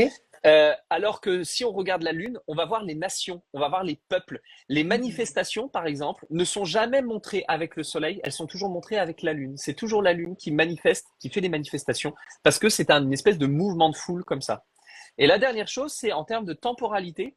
Le Soleil va pouvoir représenter le jour, puisqu'il se déplace d'1 degré par jour, donc il est très clair, alors que la Lune va représenter les heures, et le Soleil peut, dans ce même temps, également toujours dans cette notion d'unité ou de multiple, l'unité d'une journée, c'est le jour, le multiple d'une journée, c'est les heures, mais dans l'année, eh bien, le Soleil va représenter l'année au complet, alors que la Lune va représenter les mois. Et c'est pour ça qu'on a gardé ça d'ailleurs dans notre vocabulaire. Quand on parle d'une mensualité, de menstruation, et qu'en anglais on a le mot moon, c'est exactement la même racine. C'est ce qui Ok. est mensuel. Voilà. Donc la Lune va parler également du multiple et c'est pour ça qu'on fait des révolutions lunaires pour voir l'horoscope du mois et Ok. la révolution solaire pour Ouais. regarder l'année. Voilà, exactement. Génial, C'est j'adore. c'est très simple. Ouais, c'est super simple. Et du coup, il y a Alexandre qui dit Je qu'il a suis Soleil Soleil en Mercure et je suis Mercure, comédien. comédien, Ouais, ouais. carrément. Et Et il a effectivement un caractère physique, une apparence très justement un peu lutin, farfelu. Voilà, très tonique, fluide. Voilà, c'est fluide. En fait, Soleil, Mercure, c'est fluide. Ok. C'est fluide, ça bouge. Il n'y a pas ce côté empâté, il n'y a pas ce côté à pas bouger. C'est complètement le contraire. Voilà. Puis beaucoup de pays ont encore un calendrier lunaire. Bien sûr, il y a beaucoup de calendriers qui fonctionnent sur un système solilunaire. Même par exemple, pour moi qui ai vécu un an au Maroc, on ne décide la date du Ramadan que par l'observation de la Lune. Oui, Voilà, c'est on est ça. sur un calendrier complètement lunaire. Voilà. Et d'ailleurs, c'est assez rigolo parce que on a beaucoup de dates qu'on a du mal à définir sur des anciens textes parce qu'en fait, on continue d'utiliser le calendrier solaire pour essayer de les dater, alors que si on utilise un calendrier lunaire, c'est tout de suite beaucoup plus fastoche. Et on comprend aussi pourquoi les hommes, on se disait, mais quand même, ils vivaient vachement vieux à l'époque. Non, non, c'est juste parce qu'en fait, on a un compute qui est totalement Oui, c'est ça. différent et ça n'a rien à voir en Oui, fait. Non, non, les gens ne vivaient pas à 180 700 ans, ans. tu parles des gens de la Bible? C'est Ouais, ça, voilà, cool. exactement. Voilà, non, non, je pense qu'on peut cesser la naïveté sur ce Bon, sujet. Non, non. dommage. Moi, Ouais, ouais. je me suis donné 110 ans, donc ça va, ça reste Oh, ça raisonnable. va, t'as le Voilà, ça temps. va, ça Bon, va, ouais. Tu vas encore nous sortir, allez, une petite quinzaine de bouquins entre-temps, minimum. c'est clair. Ça doit de quoi faire. Donc voilà pour ces trois petites planètes. Après, tout de suite après Mercure, on a Vénus. Alors, si Mercure, ça va être le déplacement, la juvénilité, c'est aussi les mots, c'est l'expression, on l'a dit tout à l'heure. Vénus, par contre, c'est l'élan. Alors, on a beaucoup dit Vénus, c'est l'amour. Vénus, c'est pas l'amour.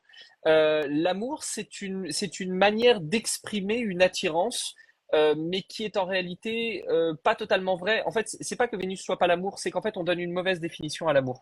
L'amour tel qu'on le conçoit aujourd'hui, comme cette espèce de truc terriblement passionné pour lequel on est capable de faire des dingueries, ça, c'est pas un véritable amour au sens planétaire.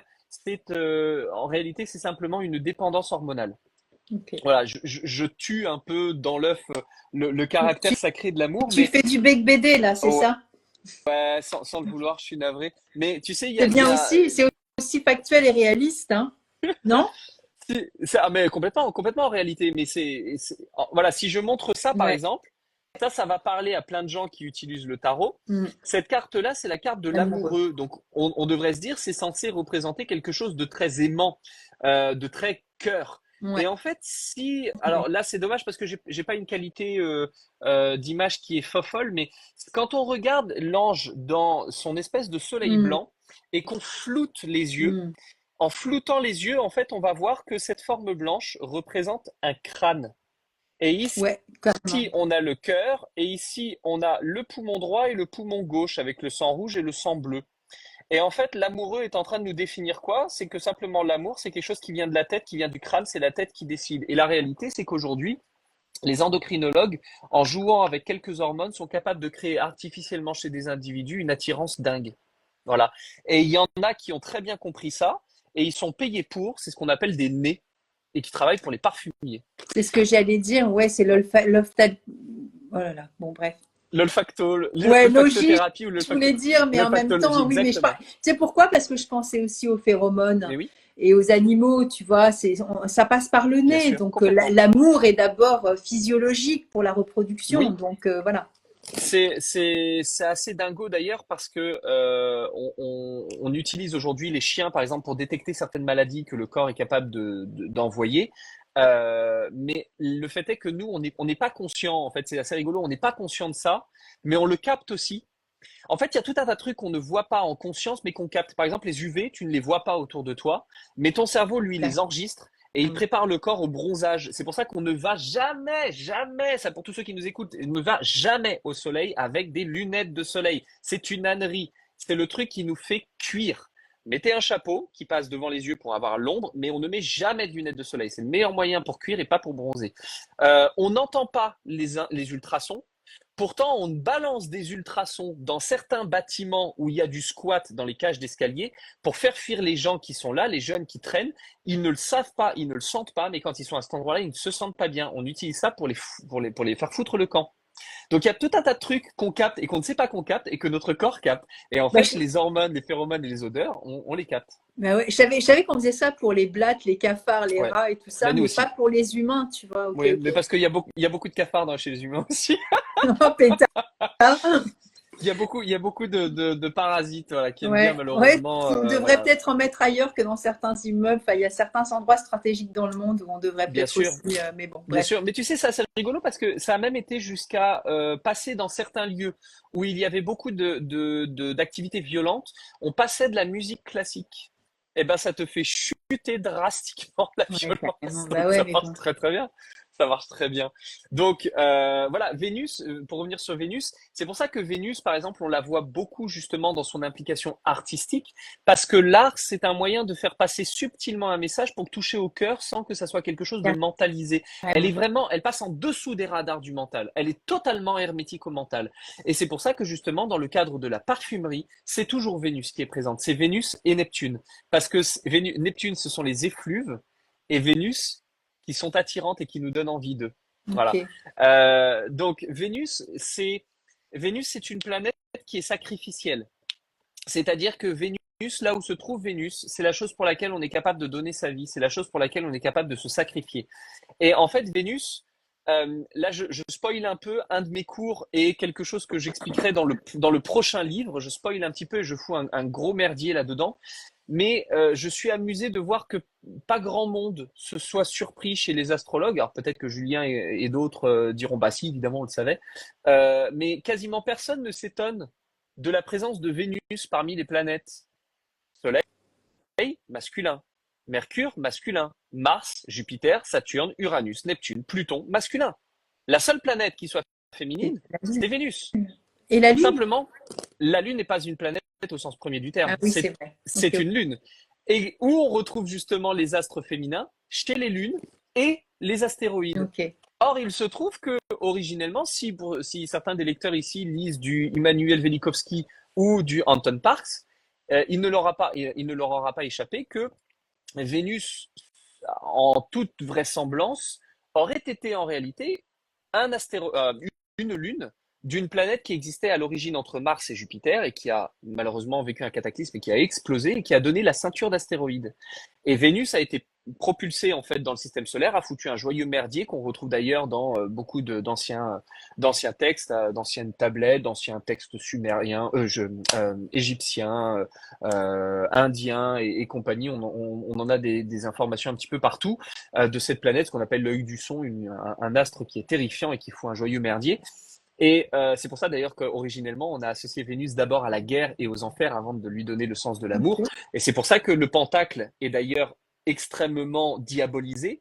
C'est parce que quand on photographie tous les jours à partir d'un même point, à la même heure, la position de Vénus dans le ciel, elle forme un pentacle. Voilà, son Ok. mouvement forme un pentacle. Et donc c'est pour ça qu'on l'a diabolisé, mais en fait ça n'a rien de diabolique. C'était juste que cette planète-là, avant de se fixer, ben voilà, a foutu un joyeux bordel. Et donc cette planète Vénus existe à un endroit aujourd'hui qui n'est pas sa place, qui n'est pas sa position d'origine. Sa position d'origine, elle se trouve entre Mars et Jupiter. Et à cet endroit-là, qu'est-ce qu'on retrouve? Des astéroïdes qui sont Pallas, une femme, Vesta, une femme, Junon, une femme. Voilà, on a Cérès, une femme. Et en fait, tous ces astéroïdes, comme Vénus, ont quel sens? Le sens du sacrifice. Le sacrifice pour son couple, Junon, le sacrifice pour le foyer, Vesta, le sacrifice pour la cité, Pallas, le sacrifice pour sa progéniture et pour les gens qu'on va nourrir avec ça, Cérès. Voilà, c'est toujours une fonction sacrificielle. Et Vénus a cette fonction sacrificielle. C'est pour ça qu'elle s'exprime très très bien pour ceux qui travaillent avec les signes. Elle s'exprime merveilleusement bien et presque le mieux, pas du tout dans le taureau comme on le pense alors qu'on l'associe tout le temps au taureau, mais chez le poisson, qui est le signe de quoi? Le signe des morts, et qui est le signe qui était associé à la planète qui se trouvait à cet endroit-là, et que les anciens ont associé à Osiris, qui est le dieu des morts, et qui était également le dieu de l'eau. C'est le symbole du poisson. Voilà, donc je vais pas trop rentrer dans les détails parce que je vais vite perdre tout le monde, mais j'en parlerai dans le prochain bouquin, tout ça sera écrit. C'est Voilà. passionnant, Julien. Julien, Donc, parce que je sais, j'ai t'étais en vu train le de texte de Julien, Kevin. Bah oui, c'est passionnant aussi, Julien, désolé. Donc c'est pour ça que Vénus est une planète qui est très sacrificielle. En fait, elle donne l'élan. Où se trouve mon cœur? Quel est le truc qui pour moi a de la valeur et qui fait que j'ai envie en fait de faire un truc pour elle? Voilà. Et donc ça c'est Vénus. Et Vénus par exemple, quand on met Vénus-Mercure, les deux ensemble, c'est ceux qui ont une belle voix, ou c'est ceux qui écrivent des jolis mots, ou c'est ceux qui font de la poésie, ou qui chantent, parce qu'ils passent de l'amour au travers d'un D'un vecteur qui va médium, être celui de oui, l'écrit. c'est ça. Ouais ouais. Soleil-Vénus, ceux qui ont Soleil-Vénus, mais 9 fois sur 10, c'est des gens qui sont canons. Ah ouais, bah oui, c'est clair là. Ils sont canons. Moi, je vois le thème. Avant de voir la personne, je vois le thème, je dis, ça c'est une bombe. La caméra démarre, je fais, Ah bah d'accord. ouais, ah, ça fait envie. Voilà, ça se voit, c'est direct. Soleil-Vénus, généralement, c'est rarement des gens au physique ingrat, ou alors il s'est passé un truc dans la santé qui a déglingué ça, et ça, ce sont D'autres d'autres facteurs. éléments. Ouais, et Soleil-Vénus, c'est aussi les personnes qui sont très magnétiques, qui dégagent Ouais. énormément de charisme. Voilà, il y a quelque chose où on rayonne, tu vois. Et alors que Lune-Vénus, c'est les deux planètes qui s'entendent le mieux pour parler de la maman, Ah, la femme enceinte ou de la mère, celle qui accouche, dans les deux sens, parce que c'est l'amour intérieur et féminin le plus pur qui soit. à ce propos, c'est ça que je voulais dire tout à l'heure. Tu parlais des intestins Mhm. et de la lune. Est-ce que ça peut être aussi la fécondité, la maternité, ou tu Ah ben l'associes oui, aux deux? Ok, bien ok, sûr. Par exemple, la lune est extrêmement associée à la poitrine, au sein. ok, Quelqu'un qui va avoir une très mauvaise configuration, par exemple, sur la Lune, on va vérifier qu'il n'y ait pas de problème de sein, qu'il n'y ait pas de problème de ce côté-là, mais aussi l'utérus. ok. L'utérus est totalement associé à ça. Et moi, quand je vois, par exemple, Lune, Vénus avec du Saturne, ou avec du Admètre pour ceux qui connaissent, généralement, c'est la difficulté à avoir des enfants, ou alors c'est la fin de grossesse, c'est la perte des enfants, ou l'IVG. Ok, Mais quand on a aussi du Neptune dans le coin, souvent, c'est les personnes qui souffrent d'aménorrhée ok. ou ça peut être syndrome polykystique, syndrome prémenstruel, mais c'est aussi, j'oublie à chaque fois le nom, cette douleur, J'allais le dire, mais c'est pas grave. On voit ce que tu veux dire. Ça va c'est revenir. lorsque, ouais, c'est quand, pour ceux qui voient pas, c'est lorsque la paroi utérine en fait se désagrège, J'ai un trou de j'oublie. mémoire. Il y a un M dedans, ça c'est sûr, mais je ne sais plus. Ça Je va l'oublie à revenir, chaque ça fois. va revenir. Ouais, C'est ouais, quand on ce cherche nom pas dégage à que, chaque ouais, fois. Ouais, ouais, je diffuse, je diffuse. ouais. De endométriose. Merci Endométriose, ouais, Alexandre. exactement. Endométriose, Ah bah merci, c'est exactement. Voilà, bah gentil. oui, J'avais l'endomètre. pas vu. Ok, Voilà. ok. Et ça, alors, ça se voit, mais hyper facilement dans un thème. Ça se voit super facilement, très très rapidement. On dit à la personne, tout de suite, on va passer des examens. Ah non, mais je suis déjà au courant, je sais que je l'ai. Ok, bon, donc on le voit. Donc oui, ça va avoir cette fonction-là. Et donc, dans le cadre de la reproduction, on regarde toujours chez la femme l'intervention de Lune et Vénus pour tomber enceinte. En fait, il y a deux choses qu'on va regarder. Enfin, presque deux. Je vais dire trois en réalité. On va regarder Vénus-Mars. Parce que du coup, on y est tout de suite après. Il y a Mars. Et Mars, c'est quoi? Mars, c'est l'effort, c'est l'action. Ça peut être le sport. Mais c'est aussi c'est le sexe. C'est le sexe, mais c'est la pulsion, en fait. On a l'envie avec Vénus et on le réalise avec Mars. Donc, Ça Vénus et peut Mars. être l'élan ou l'énergie sexuelle, tu voudrais dire éventuellement avec le soleil ou c'est l'envie, c'est quoi? Non, l'envie, alors, Vénus, c'est quand tu as le désir, il y a le Ouais. désir qui pointe à l'intérieur, mais Mars, lui, il le met en Ah oui, action, parce d'accord, que ok. c'est la première planète Ok, externe, ok. donc lui, il le Mais oui, réalise. oui, c'est Mars, il concret. est jamais dans un désir, lui, il le concrétise, C'est ça, exactement. Et exactement. donc, quand tu as les deux ensemble, Vénus-Mars, généralement, il y a du cul. Ok. Voilà. Il y a de la relation, il y a du sexe, il se passe un truc, donc quand les gens me disent, ah, j'aimerais savoir si je vais rencontrer quelqu'un, ben moi, je regarde s'il y a quelque chose sur la relation amoureuse, mais s'il y a de la relation amoureuse et qu'il n'y a pas de sexe au moment de la rencontre, c'est que c'est un amour platonique et Ouais. souvent à sens unique. Si j'ai du sexe mais que j'ai pas de relation amoureuse, c'est que généralement c'est juste un plan et qu'il n'y a pas de lendemain. Par contre, quand les deux sont actifs, on se dit ah ah, là il se passe quelque chose. Ok, Donc ok. ça c'est intéressant. Ouais. Donc Vénus-Mars, on va avoir ça. Mais Vénus-Mars, on a besoin de ça pour tomber enceinte, évidemment. Donc là, on va le retrouver au moment de la personne. Tiens, j'aimerais savoir si je peux tomber enceinte à ce moment-là. Ok, On a les ok. deux ensemble. Quelques mois plus tard, on a un Vénus-Lune. Oui, c'est sûr. Il y a l'enfant qui débarque dans le coin. Ok. Mais Vénus-Mars, ça peut être aussi, surtout s'il y a le Soleil, c'est ce qu'on va retrouver par exemple chez les gymnastes ou chez les danseurs, parce qu'on a la corporalité du Soleil avec l'activité physique de Mars, avec La l'élégance et la grâce de beauté, Vénus. ouais, c'est ça. Ouais, ouais, exactement. Donc là, on va le L'expression retrouver. artistique Ouais. aussi de l'art. Et Ouais. alors, petite chose amusante, ça, j'ai été, ça m'a beaucoup amusé de trouver ça. En fait, je me suis amusé avec le logiciel d'astro que j'utilise tout le temps parce qu'on peut faire des études un peu statistiques. En fait, on peut donner simplement au logiciel On en a parlé des la semaine caractéristiques qu'on veut dernière. voir. Ouais, Mhm. ouais. Et en fait, il nous Voilà. ressort tous les thèmes qui correspondent à ça. Et en fait, je me suis amusé à travailler sur les thèmes qui ont des conjonctions de Vénus-Mars. Et très, très, très souvent, Vénus-Mars correspond en conjonction à des criminels, à des tueurs en série, à des gens complètement déglingos. Et Donc, t'avais parlé de Bertrand Cantat la semaine dernière. Oui, Mais entre autres, ouais. ouais. Et il y en a beaucoup d'autres. Il y a beaucoup de grands criminels, beaucoup de tueurs en série qui ont une conjonction Vénus-Mars. Ok. Donc ça fait partie. Et à côté de ça, on a d'autres personnes qui ont réussi à transmuter ça en un art magnifique. Par exemple, des grands cuisiniers qui ont un Vénus-Mars. Oui, on en a aussi, ouais. Par exemple. Donc Vénus-Mars, voilà. Alors Vénus-Mars, après, on a des choses un petit peu plus quotidiennes. Mars, c'est aussi la planète du travail. Vénus-Mars, c'est faire un travail qu'on aime ou un travail en lien avec la beauté. Et donc, c'est ce qu'on va voir, par exemple, chez les personnes qui travaillent dans un milieu artistique, mais plus fréquemment euh, sur ce qu'on appelle le costume hair make-up sur le CMH ou le HCM. C'est-à-dire vraiment ceux qui font les perruques, qui font la coiffure, qui font le maquillage ou qui font les costumes. Ça, on le retrouve très, très fréquemment. Les personnes qui travaillent là-dedans ont souvent un lien entre Mars et Vénus. Souvent, ça bosse ensemble. Donc Mars, regardez l'endroit où ça se trouve. Regardez dans votre thème à quel endroit c'est. Si votre Mars, par exemple, fonctionne avec la Lune, cette fois-ci, on n'en a pas parlé, mais Mars avec la Lune, c'est ce qu'on va retrouver surtout Ouais. chez les femmes qui sont indépendantes et qui n'ont pas besoin d'un homme dans leur vie parce qu'elles endossent la féminité Lune et la masculinité, qui est en fait la virilité. C'est pas la masculinité, c'est la virilité de Mars.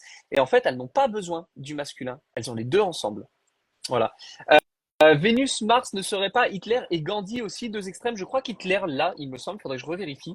Gandhi, ça, je me souviens pas. Ouais, je pourrais jeter un œil, mais c'est pas improbable. Ce serait pas déconnant qu'il l'ait. Ouais, ouais. Si vous avez par contre Mercure-Mars, alors ça, faut faire attention. Mercure-Mars, c'est la dispute. Parce qu'on a Mercure, la parole, Mhm. agressive, Mars. Mais par contre, Mercure-Mars, on le retrouve aussi chez les personnes qui animent des stages. Parce qu'on a le côté théorie, Mercure, et le côté pratique, Mars. Et c'est ce qu'on fait dans le cadre d'ateliers, par exemple. Est-ce que ça peut Alors, être des avocats ou des personnes comme ça non, pas forcément, non, des gens qui vont non, parler, non, non. les avocats, alors tu peux avoir par contre un travail qui est en lien avec les Ouais. déplacements. Donc ça, les personnes qui doivent conduire ou ce genre de truc ou qui ont beaucoup d'allées et venues à faire pour le travail, oui, ça peut arriver. Mais le côté légal juridique se verra avec une intervention soit de Jupiter, soit de Chronos, soit Apollon. Ok. Mais Jupiter, en tout cas, dans les planètes, Jupiter est toujours là. Alors c'est la planète suivante. Jupiter, c'est une planète qui a été très problématique parce que même moi, dans mon travail, je l'ai fait, hein, j'ai joué le jeu comme tout le monde. C'est une planète qu'on a beaucoup associée à l'argent. Or, un thème ne parle jamais d'argent. Un thème ne parle que de nous. Et donc, il va nous parler de ce qu'on vit, ce qu'on ressent, ce qu'on capte, quelles sont nos valeurs, quels sont nos intérêts. Et Jupiter, on l'a mis en relation avec l'argent parce que quand Jupiter était bien aspecté, on avait l'impression qu'il y avait de l'argent qui arrivait. Sauf que Jupiter, c'est pas l'argent parce que ça ne parle que de nous. Mais quand on est dans le Jupiter, il est dans le juste. Il est là, quand on est jupitérien, c'est qu'on est ajusté à notre situation. Ok. Et quand on est pile au bon endroit, Jupiter, lui, il exprime toute son énergie à pleine balle et là, on gagne du pognon. Ah, ok, ok. Voilà, Oui, par voie de conséquence. exactement. Et en fait, Jupiter et Vénus, par exemple, ont souvent été associés à des choses matérielles parce que Vénus, c'est aussi les beaux objets. Par exemple, les collectionneurs, les bijoutiers, les orfèvres et compagnie ont toujours un Vénus qui est très très fort. Et souvent Jupiter-Vénus, les deux ensemble. Mais Jupiter, c'est vraiment l'idée d'être à sa juste place, de faire les choses correctement. Et d'ailleurs, j'aime bien m'amuser à donner cette info à mes élèves parce que ça leur fait un peu plus de sens ensuite. Jupiter, en latin, c'est Jupitera. C'est Jupitera. Et en fait, nous, aujourd'hui, on a un mot qu'on utilise parfois de temps à autre quand on est content. Quand on est content, on C'est dit cool. youpi. Youpi, Voilà. youpi. Et en fait, youpi, c'est exactement ça. C'est une extrapolation de l'énergie de Jupiter. Youpi, ça veut dire on est au bon endroit. Jupitera. Jupitera, c'est la Terre qui nous dit on est au bon endroit, qui nous fait faire youpi. Voilà. Donc le Jupiter, c'est simplement être au bon endroit. Donc quand on regarde Jupiter, c'est pour ça que Jupiter, on dit toujours que c'est une planète qui protège, c'est une planète qui est juste, c'est une planète qui. Alors moi, je m'amuse beaucoup à dire à mes élèves, regardez le cas de décès, le thème de personnes quand elles décèdent. Regardez où se trouve Jupiter. Jupiter est toujours pile poil sur l'axe qui active le décès.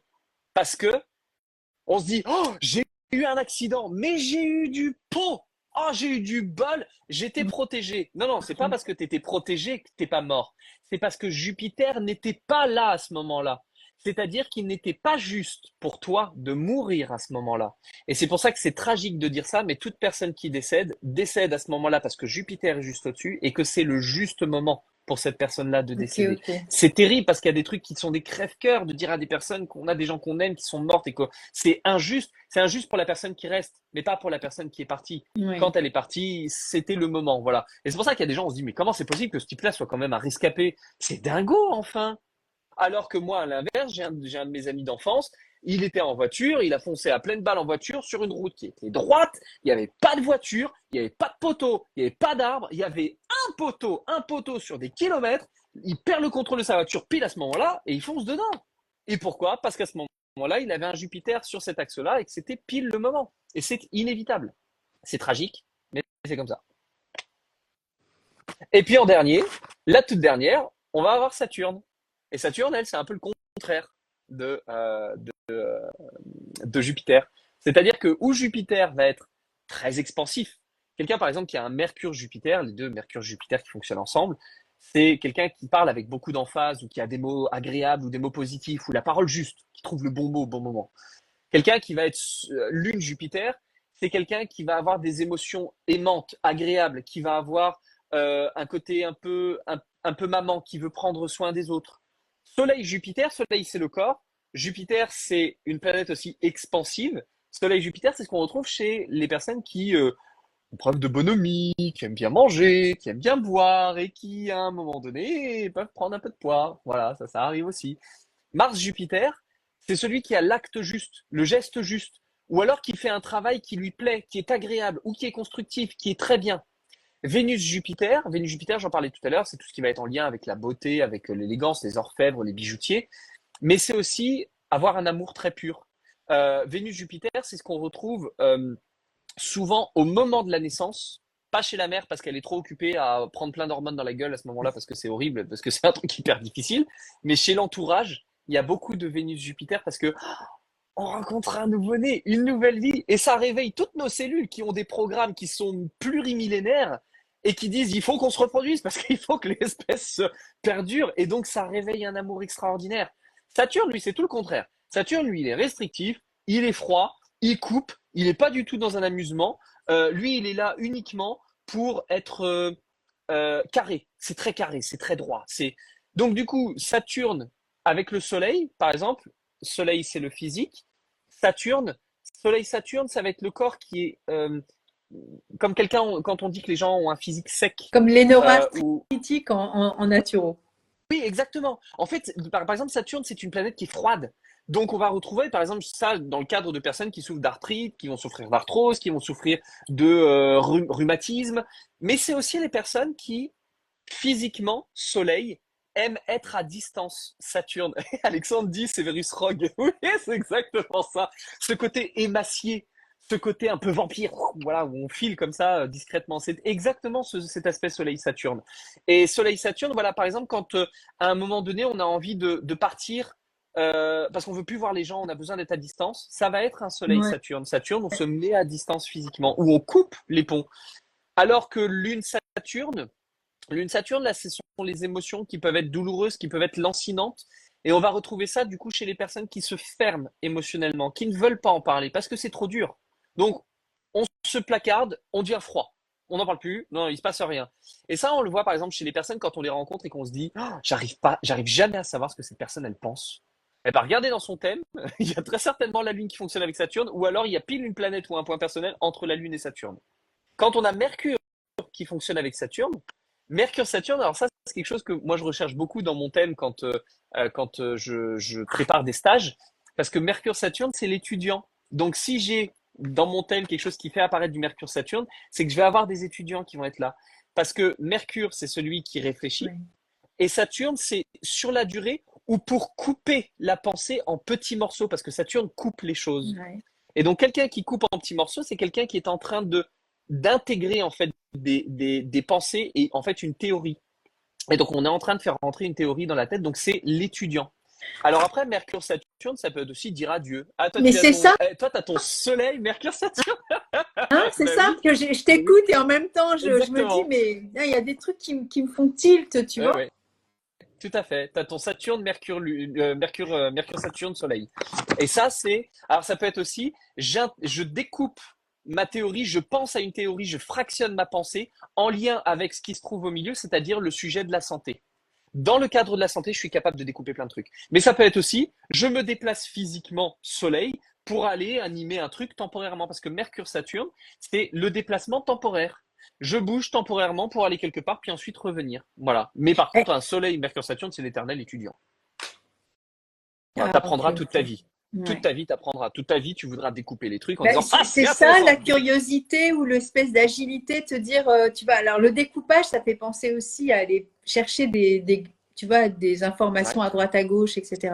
c'est ça. Ouais, Ok, ouais, ok. tout à fait. Donc ça, c'est un vrai étudiant. Alors après, on a des situations dans lesquelles Mercure-Saturne n'est pas très rigolo. C'est dans le cas, par exemple, des ruptures amoureuses, parce que Ouais. Mercure-Saturne, c'est faire ses adieux. Voilà. On annonce Mercure sa mise à distance, Saturne. Donc c'est le moment où on rompt ou le moment où on part. Voilà. Saturne avec Vénus, c'est le chagrin d'amour. Ok. Eh oui, on a le cœur brisé. Par contre, ça peut être aussi un véritable sacrifice. On fait un sacrifice parce qu'on se sépare de quelque chose pour Par une cause qui nous tient à cœur. amour, hein. Ouais, ok. Ouais, Ou pour s'occuper de, oui, j'allais dire des enfants, mais en même temps, c'est pas forcément la ouais. lune, mais ok, ok. Et il y a quelque chose de très rigolo que moi j'ai découvert. Très souvent, Vénus rencontre Saturne lors de mariage. Parce que, Ok. en fait, Saturne, c'est aussi la planète de la maturité. Et quand Hmm. Saturne rencontre Vénus, c'est l'amour est mûr. Maintenant, il est prêt à passer à l'étape suivante. Et Très ça, joli. Vénus-Saturne, quand on démarre, par exemple, une relation amoureuse, c'est pas bon de démarrer une relation amoureuse et d'avoir peu de temps après Vénus et Saturne qui se rencontrent. Mais par contre, démarrer une relation amoureuse quand Vénus et Saturne sont ensemble, ça peut être le gage soit d'une rupture très très très très rapide, donc dans ce cas-là, la relation ne valait pas la peine, soit au contraire d'une relation très Sur longue la durée parce durée, que oui, Saturne, il vieillit, il fait ouais. vieillir les choses. Donc ça, c'est très joli, c'est très très joli. Et j'ai découvert ça effectivement pour les cas des mariages. On a très fréquemment Vénus qui rencontre Saturne dans un sens ou dans l'autre. Très chouette. Ouais, donc ça c'est cool. Mars-Saturne, c'est la pire configuration pour Alfred Witte, parce que lui voyait ça comme une figure de décès. Pour lui, tous les décès sont provoqués par un Mars-Saturne. Je suis pas aussi emballé que ça. Oui, c'est vrai, dans certains cas, mais pas dans tous. Par contre, Mars-Saturne, en fait, c'est le travail Mars qui est à l'arrêt, Saturne, ou l'activité qui est à l'arrêt. Mais aujourd'hui, on a un monde dans lequel Mars-Saturne s'exprime très fréquemment. C'est Ouais. pour les personnes qui font un travail à distance. Travailler, eh ben oui, bosser à distance, c'est du Mars-Saturne. Alors, c'est justement, tu vois, c'est parce que on parlait tout à l'heure Ben oui. de côté lien opposé. Et moi, Ouais. bah, je suis Verseau Lion. Et du coup, j'ai les deux, en fait, tu Ben vois, oui, comme ça, là. Je sais pas comment on pourrait c'est le ça. voir, là, Ouais, parce que je ne vois pas tout ouais. ce que je En fais. Mais opposition, Mars en Lion, Saturne en Verseau. ouais, c'est ça. Exactement. Et ça, c'est faire du travail à distance. Ok, Et ok. je crois qu'il fonctionne également avec Neptune, parce que je crois qu'ils sont tous les deux en carré avec Neptune qui se trouve vers le bas, si je dis pas Ok. d'ânerie, il me Après, semble. c'est écrit à l'envers. Donc, je sais pas, toi, tu sais Ouais, lire ouais, dans tous vas-y. les Oui, c'est sens. ça. Mais Oui, tout à fait. En fait, tu as Saturne en opposition à Mercure, ce qui fait que les deux vont être en carré avec Neptune. Et ça, c'est je fais un travail à distance en lien avec un fluide ou un liquide ou quelque chose d'impalpable. Voilà. Donc le côté fleur de bac, par exemple, ça marche très très bien. ok, ouais, bah oui, c'est très liquide, hein, ça, c'est Ouais. clair. J'ai toujours entendu et vérifié que c'était Lune-Saturne qui était associée pour les décès. Alors Lune-Saturne, on peut l'avoir dans le cadre d'un décès parce que c'est en fait l'émotion Lune qui est comment on dit qui est pas Observé? perturbée, affectée en fait. Elle est assez affectée. On a vraiment une affection. Nous aujourd'hui avec l'astro uranienne, on regarde plus fréquemment Hadès, Hadès Lune. Ça c'est vraiment quand on est en deuil. Mais Lune-Saturne peut non pas être le déclencheur d'un décès, mais le signe d'une tristesse qui arrive. Donc oui, c'est vraiment l'affliction, hein, c'est vraiment ça. C'est quand on est juste pas bien dans ses pompes. Mais on peut avoir un Lune-Saturne pour tout un tas d'autres choses. Par exemple, Lune-Saturne, surtout s'il y a Jupiter, c'est ce qu'on voit au moment de l'accouchement chez la femme. Le, Parce le- que le Lune-Saturne, postpartum, quoi. alors, en fait, pile au moment de la naissance, c'est la séparation Saturne réussit Jupiter d'avec la mère. Ça, c'est ce qu'on voit chez l'enfant. Ok. Mais c'est aussi chez la mère parce que au moment où elle accouche, c'est parce que c'est le juste moment pour l'enfant de naître. De la délivrance. Voilà. Ok, ok. Par contre, le Lune Saturne chez une femme, si c'est consécutif ensuite à l'accouchement, si c'est pas là au moment de l'accouchement, mais que ça apparaît après, là, on peut avoir le syndrome postpartum parce que on est dans un état d'affliction, de séparation et de manque. Et en plus, la lune, c'est très intérieur, c'est très utérin.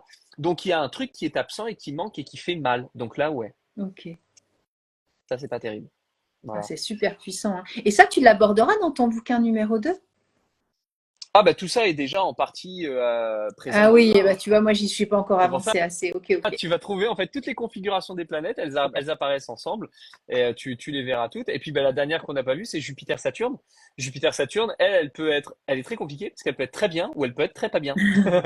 Si on considère que Jupiter c'est l'argent, Saturne c'est les mises à distance, il y a une mise à distance par rapport à l'argent, on perd de l'argent. Très honnêtement, je l'ai pas souvent vu comme ça, c'est très très rare. Par contre, Jupiter-Saturne, je la vois tout le temps, je vois tout le temps cet agglomérat-là, cet ensemble-là, dans les cas des voyages. Parce que c'est partir Saturne avec joie ou pour une bonne chose ou quelque chose qui nous fait plaisir, Jupiter. Et Jupiter-Saturne, pour les voyages, ça c'est super. On le trouve aussi dans les cas de déménagement. Ok. Et dans les cas des ruptures, quand les gens me disent ah, j'ai rompu, si j'ai un Jupiter-Saturne, non mais détends-toi Ginette, il fallait que tu partes, c'était la bonne chose à faire pour toi. Bah oui, je sais, c'était une relation toxique. Et donc tu avais envie d'y rester. Bah non, non, je sais que c'est une bonne chose, mais ça fait quand même mal. Et là, on le sait tout de suite que c'était une relation toxique. Voir un Jupiter-Saturne alors que la personne a dit oh, on n'est plus ensemble. Eh ben, félicite-toi parce que c'était vraiment ce qui se passe. Voilà, c'était la bonne chose qui devait arriver. Donc Jupiter peut donner un élan sympa à Saturne. Et en fait, Jupiter-Saturne, on peut le retrouver aussi parfois au moment de la retraite. Parce que c'est l'arrêt, Saturne, qui est salvateur et qui fait du bien, Jupiter. Voilà. Ok. On arrête de bosser et c'est agréable. Voilà. Alors, je sais pas si les copains ont vu leur thème avec des aspects sympatoches, s'il y avait des trucs qui apparaissaient, mais déjà avec ces petits mots-clés, on peut déjà voir tout un tas de choses dans les thèmes et on n'a pas besoin d'aller beaucoup, beaucoup, beaucoup plus loin. Il faut vraiment que je prenne des cours d'astrologie parce que je ne comprends rien et pourtant j'adore vous écouter. Oui, mais il faut le thème sous les yeux. Si on n'a pas le thème, ça prend pas de sens. Il faut vraiment regarder son thème. Moi, c'est ce que je dis à tous les élèves. Prenez votre thème, bossez sur votre thème, soyez toujours avec votre thème. H24, vous devez l'avoir dans votre téléphone, dans votre sac à main, dans vos chaussettes, vous devez l'avoir partout. Tatouez-le vous s'il le faut, mais on devrait toujours avoir son thème. Tout le temps, tout le temps, tout le temps. Et du coup, il y a Alexandre qui parle de Vénus-Mars et qui fait cuisinier épatant. Tu vois un Vénus, tout petit peu au-dessus ou pas? je rem- Ah, Hannibal Lecter, Vénus, Mars, un cuisinier. Oui, j'avais pas vu. Mais oui, oui, effectivement, oui. Je pense qu'il devait être un cuisinier hors pair. Question, on est d'accord que ces associations ont ensuite une incidence différente selon la maison du thème natal, right? Alors, oui ou pas. En astro-uranienne, nous, les maisons, on les utilise très très peu. C'était ce que j'expliquais la semaine dernière, c'est que les maisons sont totalement optionnelles. Euh, un astrologue classique traditionnel te dirait oui, ça dépend en fait de la maison. Euh, Moi, de par mon expérience, je vois que tous les avatars d'interprétation que peuvent prendre un duo de planètes, en fait, généralement, une même personne passe par tous ces aspects-là au cours de sa vie. C'est-à-dire que je vais dire, bah tiens, par exemple, je sais pas, je vais voir quelqu'un avec une configuration Mars-Jupiter. Ah, Mars-Jupiter, par exemple, ça peut être la configuration de faire un travail qui est rentable, qui fonctionne bien ou qui plaît, qui est agréable, qui est quelque chose qu'on aime, dans lequel on est bien. Mais ça peut être aussi faire un travail, par exemple, avec l'argent. Mais ça peut être aussi le fait de faire des enfants. Et la personne va me dire, bah, en fait, les trois. Voilà. Je travaille avec l'argent, j'ai un travail qui est rentable et j'ai fait des enfants. Voilà, on peut avoir les Travail trois. avec, pour les enfants aussi, ça peut être ça. On peut bien sûr, exactement, oui, tout à fait. Oui, oui. Donc je vois plus souvent en fait tous les différents avatars qui se manifestent plus que simplement un ou l'autre en lien avec des maisons. Euh, je suis un petit peu plus timoré sur les maisons, mais aussi parce que moi j'utilise un système de maison qui n'est pas celui qui est utilisé par Alfred Witte et je n'utilise pas les maisons de l'astrologie uranienne. Je les trouve intéressantes, mais c'est pas celles que moi je pratique. Mais par contre, je vais en parler des maisons dans le tome 2. Je vais présenter toute la théorie d'Alfred Witte sur les maisons. Voilà, donc ceux qui aimeront pourront les pratiquer sans souci, mais je parlerai de ma manière de faire de l'astrologie réellement dans un troisième bouquin où voilà, je présenterai ma vision à la fois, comme je disais tout à l'heure, de Vénus et puis bah, des signes du zodiaque et des maisons, ça j'en parlerai un petit peu plus tard. Et du coup, je vais te poser une question. Quand on achète ton bouquin, Ouais. Vaut mieux apprendre après prendre le logiciel pour pouvoir avoir directement. Oui. Bah ouais, c'est logique. Et du coup, il y a un codex aussi à prendre pour utiliser. Ouais. Alors, en fait, moi, j'ai donc le logiciel Olympia, c'est un logiciel qui a, comme j'en parlais, mais pour ceux qui n'étaient pas là la semaine dernière, c'est un logiciel qu'on a co-développé avec Mathieu Conrad. Il a fait toute la partie de code de l'astro, du logiciel, de toutes les astros. Et en fait, moi, je suis arrivé sur l'astro uranienne et il connaissait pas l'astro uranienne. Et donc, je lui ai dit tout ce qu'il fallait faire et j'ai bêta testé tout ça et on a vérifié comment ça fonctionnait pour que tout aille dans le bon sens. Et donc, c'est lui qui a fait toute la partie progrès. Et moi, je suis là pour mettre tout ça sur pied, toute la partie uranienne. Et à côté de ça, j'ai écrit un codex qui est en fait un recueil de toutes les définitions qu'on puisse trouver de 2 planètes et de 3 planètes ensemble. Quand on a une planète au milieu de 2 autres, savoir ce que ça veut dire. Ok. Et donc, c'est un truc qu'on peut acheter. Donc ça, par contre, c'est moi qui le vends sur mon site. Et en fait, il est intégré dans le logiciel Olympia ensuite. Donc, on a fait un partenariat avec Mathieu. Et donc, ça nous permet d'avoir les définitions tout de suite. Mais bizarrement, je sais que je fais ma contre-pub. Ce que je dis toujours, c'est ne prenez pas le codex au début, ou prenez-le si vous voulez, mais ne l'utilisez pas au début. Et de- D'abord, faites fonctionner votre oui, logique. apprendre à interpréter soi-même avec les codes que tu nous donnes maintenant, parce que finalement, Exactement. ce sont souvent des mots-clés associatifs qui font qu'on va, comme tu dis, on va faire des déductions au bout d'un moment qui Exactement. vont être. Et du coup, pour ceux qui ne le savent pas, parce que tu viens d'en parler, la semaine dernière, donc on était mardi et on a fait notre live, voilà. Et soit vous allez fouiller sur mon compte, scroller, sinon j'ai mis cette vidéo sur YouTube. Donc vous faites Nathalie Ozemery, vous la retrouvez. Et si toi, tu veux la récupérer pour la mettre sur ta chaîne YouTube, Kevin, vas-y, hein, Ça peut être fun, ouais. sers-toi. Ouais, ouais, non, mais carrément. Après, tout le monde ne sera pas sur Instagram, c'est pour ça que je les mets sur YouTube, parce que Oui, mais t'as ça va raison, bien servir, sûr. tu vois. Donc Ouais. voilà. C'est plus Mais facile, je voilà, trouve, de re-regarder quelque chose et de mettre sur play en accéléré sur YouTube que sur Instagram. moi, je mets toujours tout en accéléré, je devrais pas, mais Ouais, bon. ouais, mais des fois c'est très, des fois le ton est des fois très monocorde, ce qui n'est pas notre Ouais. cas tous les deux. Mais Non, non. Après, nous on fait beaucoup d'ellipses, alors ça peut aussi ne pas convenir. Mais moi c'est ça. j'aime cette conversation à bâton pas rompu justement Ouais. et très enrichissante parce qu'il y a plein de, c'est un peu Mercure certainement, je ne sais pas. Ouais, c'est ça. Mais non, mais voilà, tu vois, je veux dire, on fonctionne vachement comme ça tous les deux, donc je trouve Oui, ça oui. chouette. Hein. C'est complètement du Mercure-Uranus, hein. C'est la discussion qui part tout azimut. Donc, Ouais, mais ouais, ouais. et en même temps, ça, c'est dans l'axe, hein, on part C'est pas. ça. Je suis pas en train de parler de mes chats et toi ta casquette, Eh hein. non, exactement. Je pourrais Moi parler de aussi. tes chats et toi de ma casquette, ouais. Moi de ton chat et de mon Bob. Alors, j'ai Marie-Agnès qui demande quand vous dites, par exemple, Mercure-Vénus, c'est que les planètes sont à côté. Alors, oui ou pas. En fait, quand tu prends ton thème et que tu regardes, tu vas voir tout un tas de tracés, généralement, si tu fais ça sur un site comme AstroThème, Je le fais comme tu vas ça. voir tout un tas de... Regarde, ça Exactement, se voilà. voit là. Et là, en fait, ce qu'on regarde, c'est uniquement les traits rouges, que les traits rouges. Alors, les traits rouges, ça va représenter quoi? Ça va représenter quand les conjonctions, il n'y a pas de traits parce que c'est 2 planètes qui sont côte à côte. Alors, il faut quand même des orbes assez serrés, hein. Quand vous les voyez ensemble, pas plus de 3-4 degrés, hein. Vraiment, on fait des orbes très serrés. Mais ça peut être ensuite des oppositions ou des carrés ou des semi-carrés ou des sesquicarrés. Alors, je suis pas sûr que les semi et sesquicarrés apparaissent Non, je suis là-dessus, pas mais sûre non plus. ça peut être un truc peut-être à régler. Il y a peut-être un petit réglage, mettre les aspects mineurs sur le site, je crois, hein, qu'il y a moyen de les mettre. Mais voilà, c'est ce qu'on va regarder en tout cas. Les oppositions, les conjonctions, les carrés, les semi-carrés, les sesquicarrés. On ne regarde que ça pour faire l'astro-uranienne. Après, si vous avez envie de regarder les trigones et les sextiles, ça vous regarde, hein. Vous pouvez les regarder si ça vous dit. On en a Et parlé en la fait, on semaine regarde. dernière, tout ça. Hein. Ouais, ouais, ouais. Il y aurait Ouais. beaucoup à dire Et après, c'est là-dessus.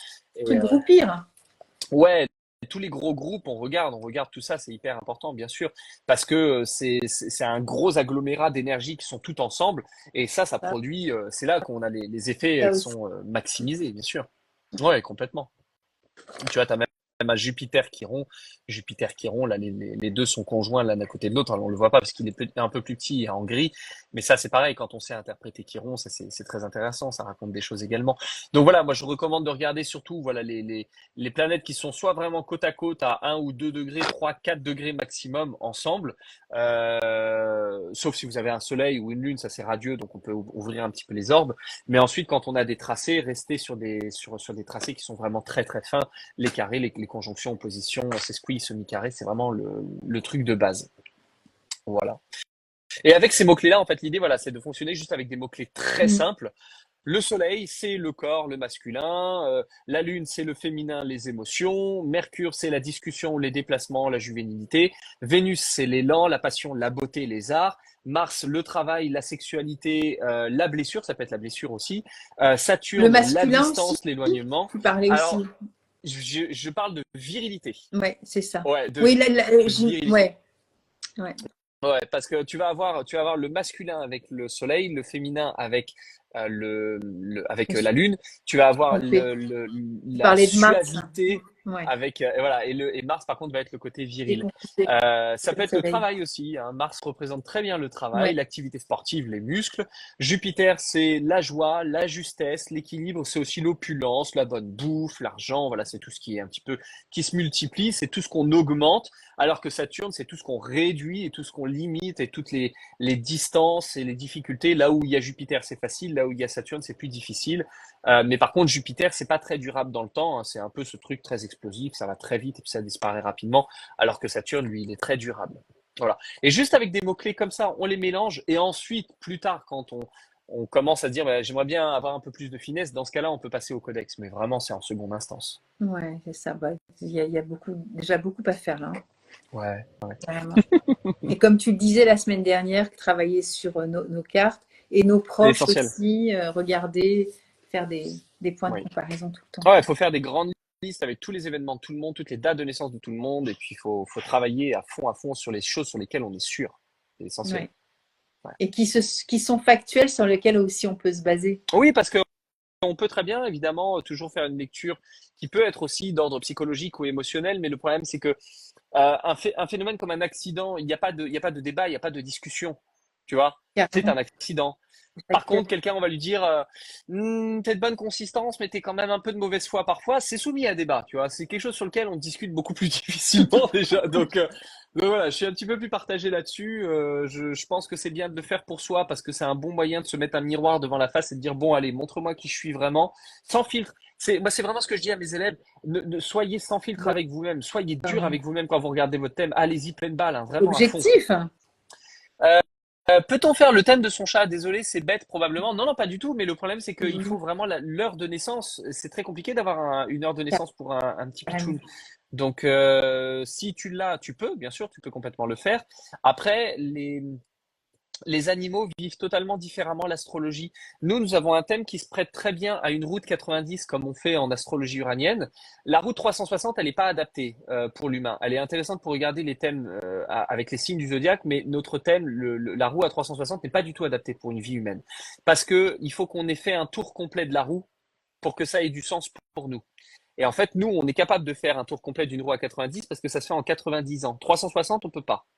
Donc c'est une roue qui n'est pas adaptée pour notre espèce. Pour d'autres espèces, pour des requins ou des baleines, des trucs qui vivent 3 siècles, à la limite, pourquoi pas, je veux bien.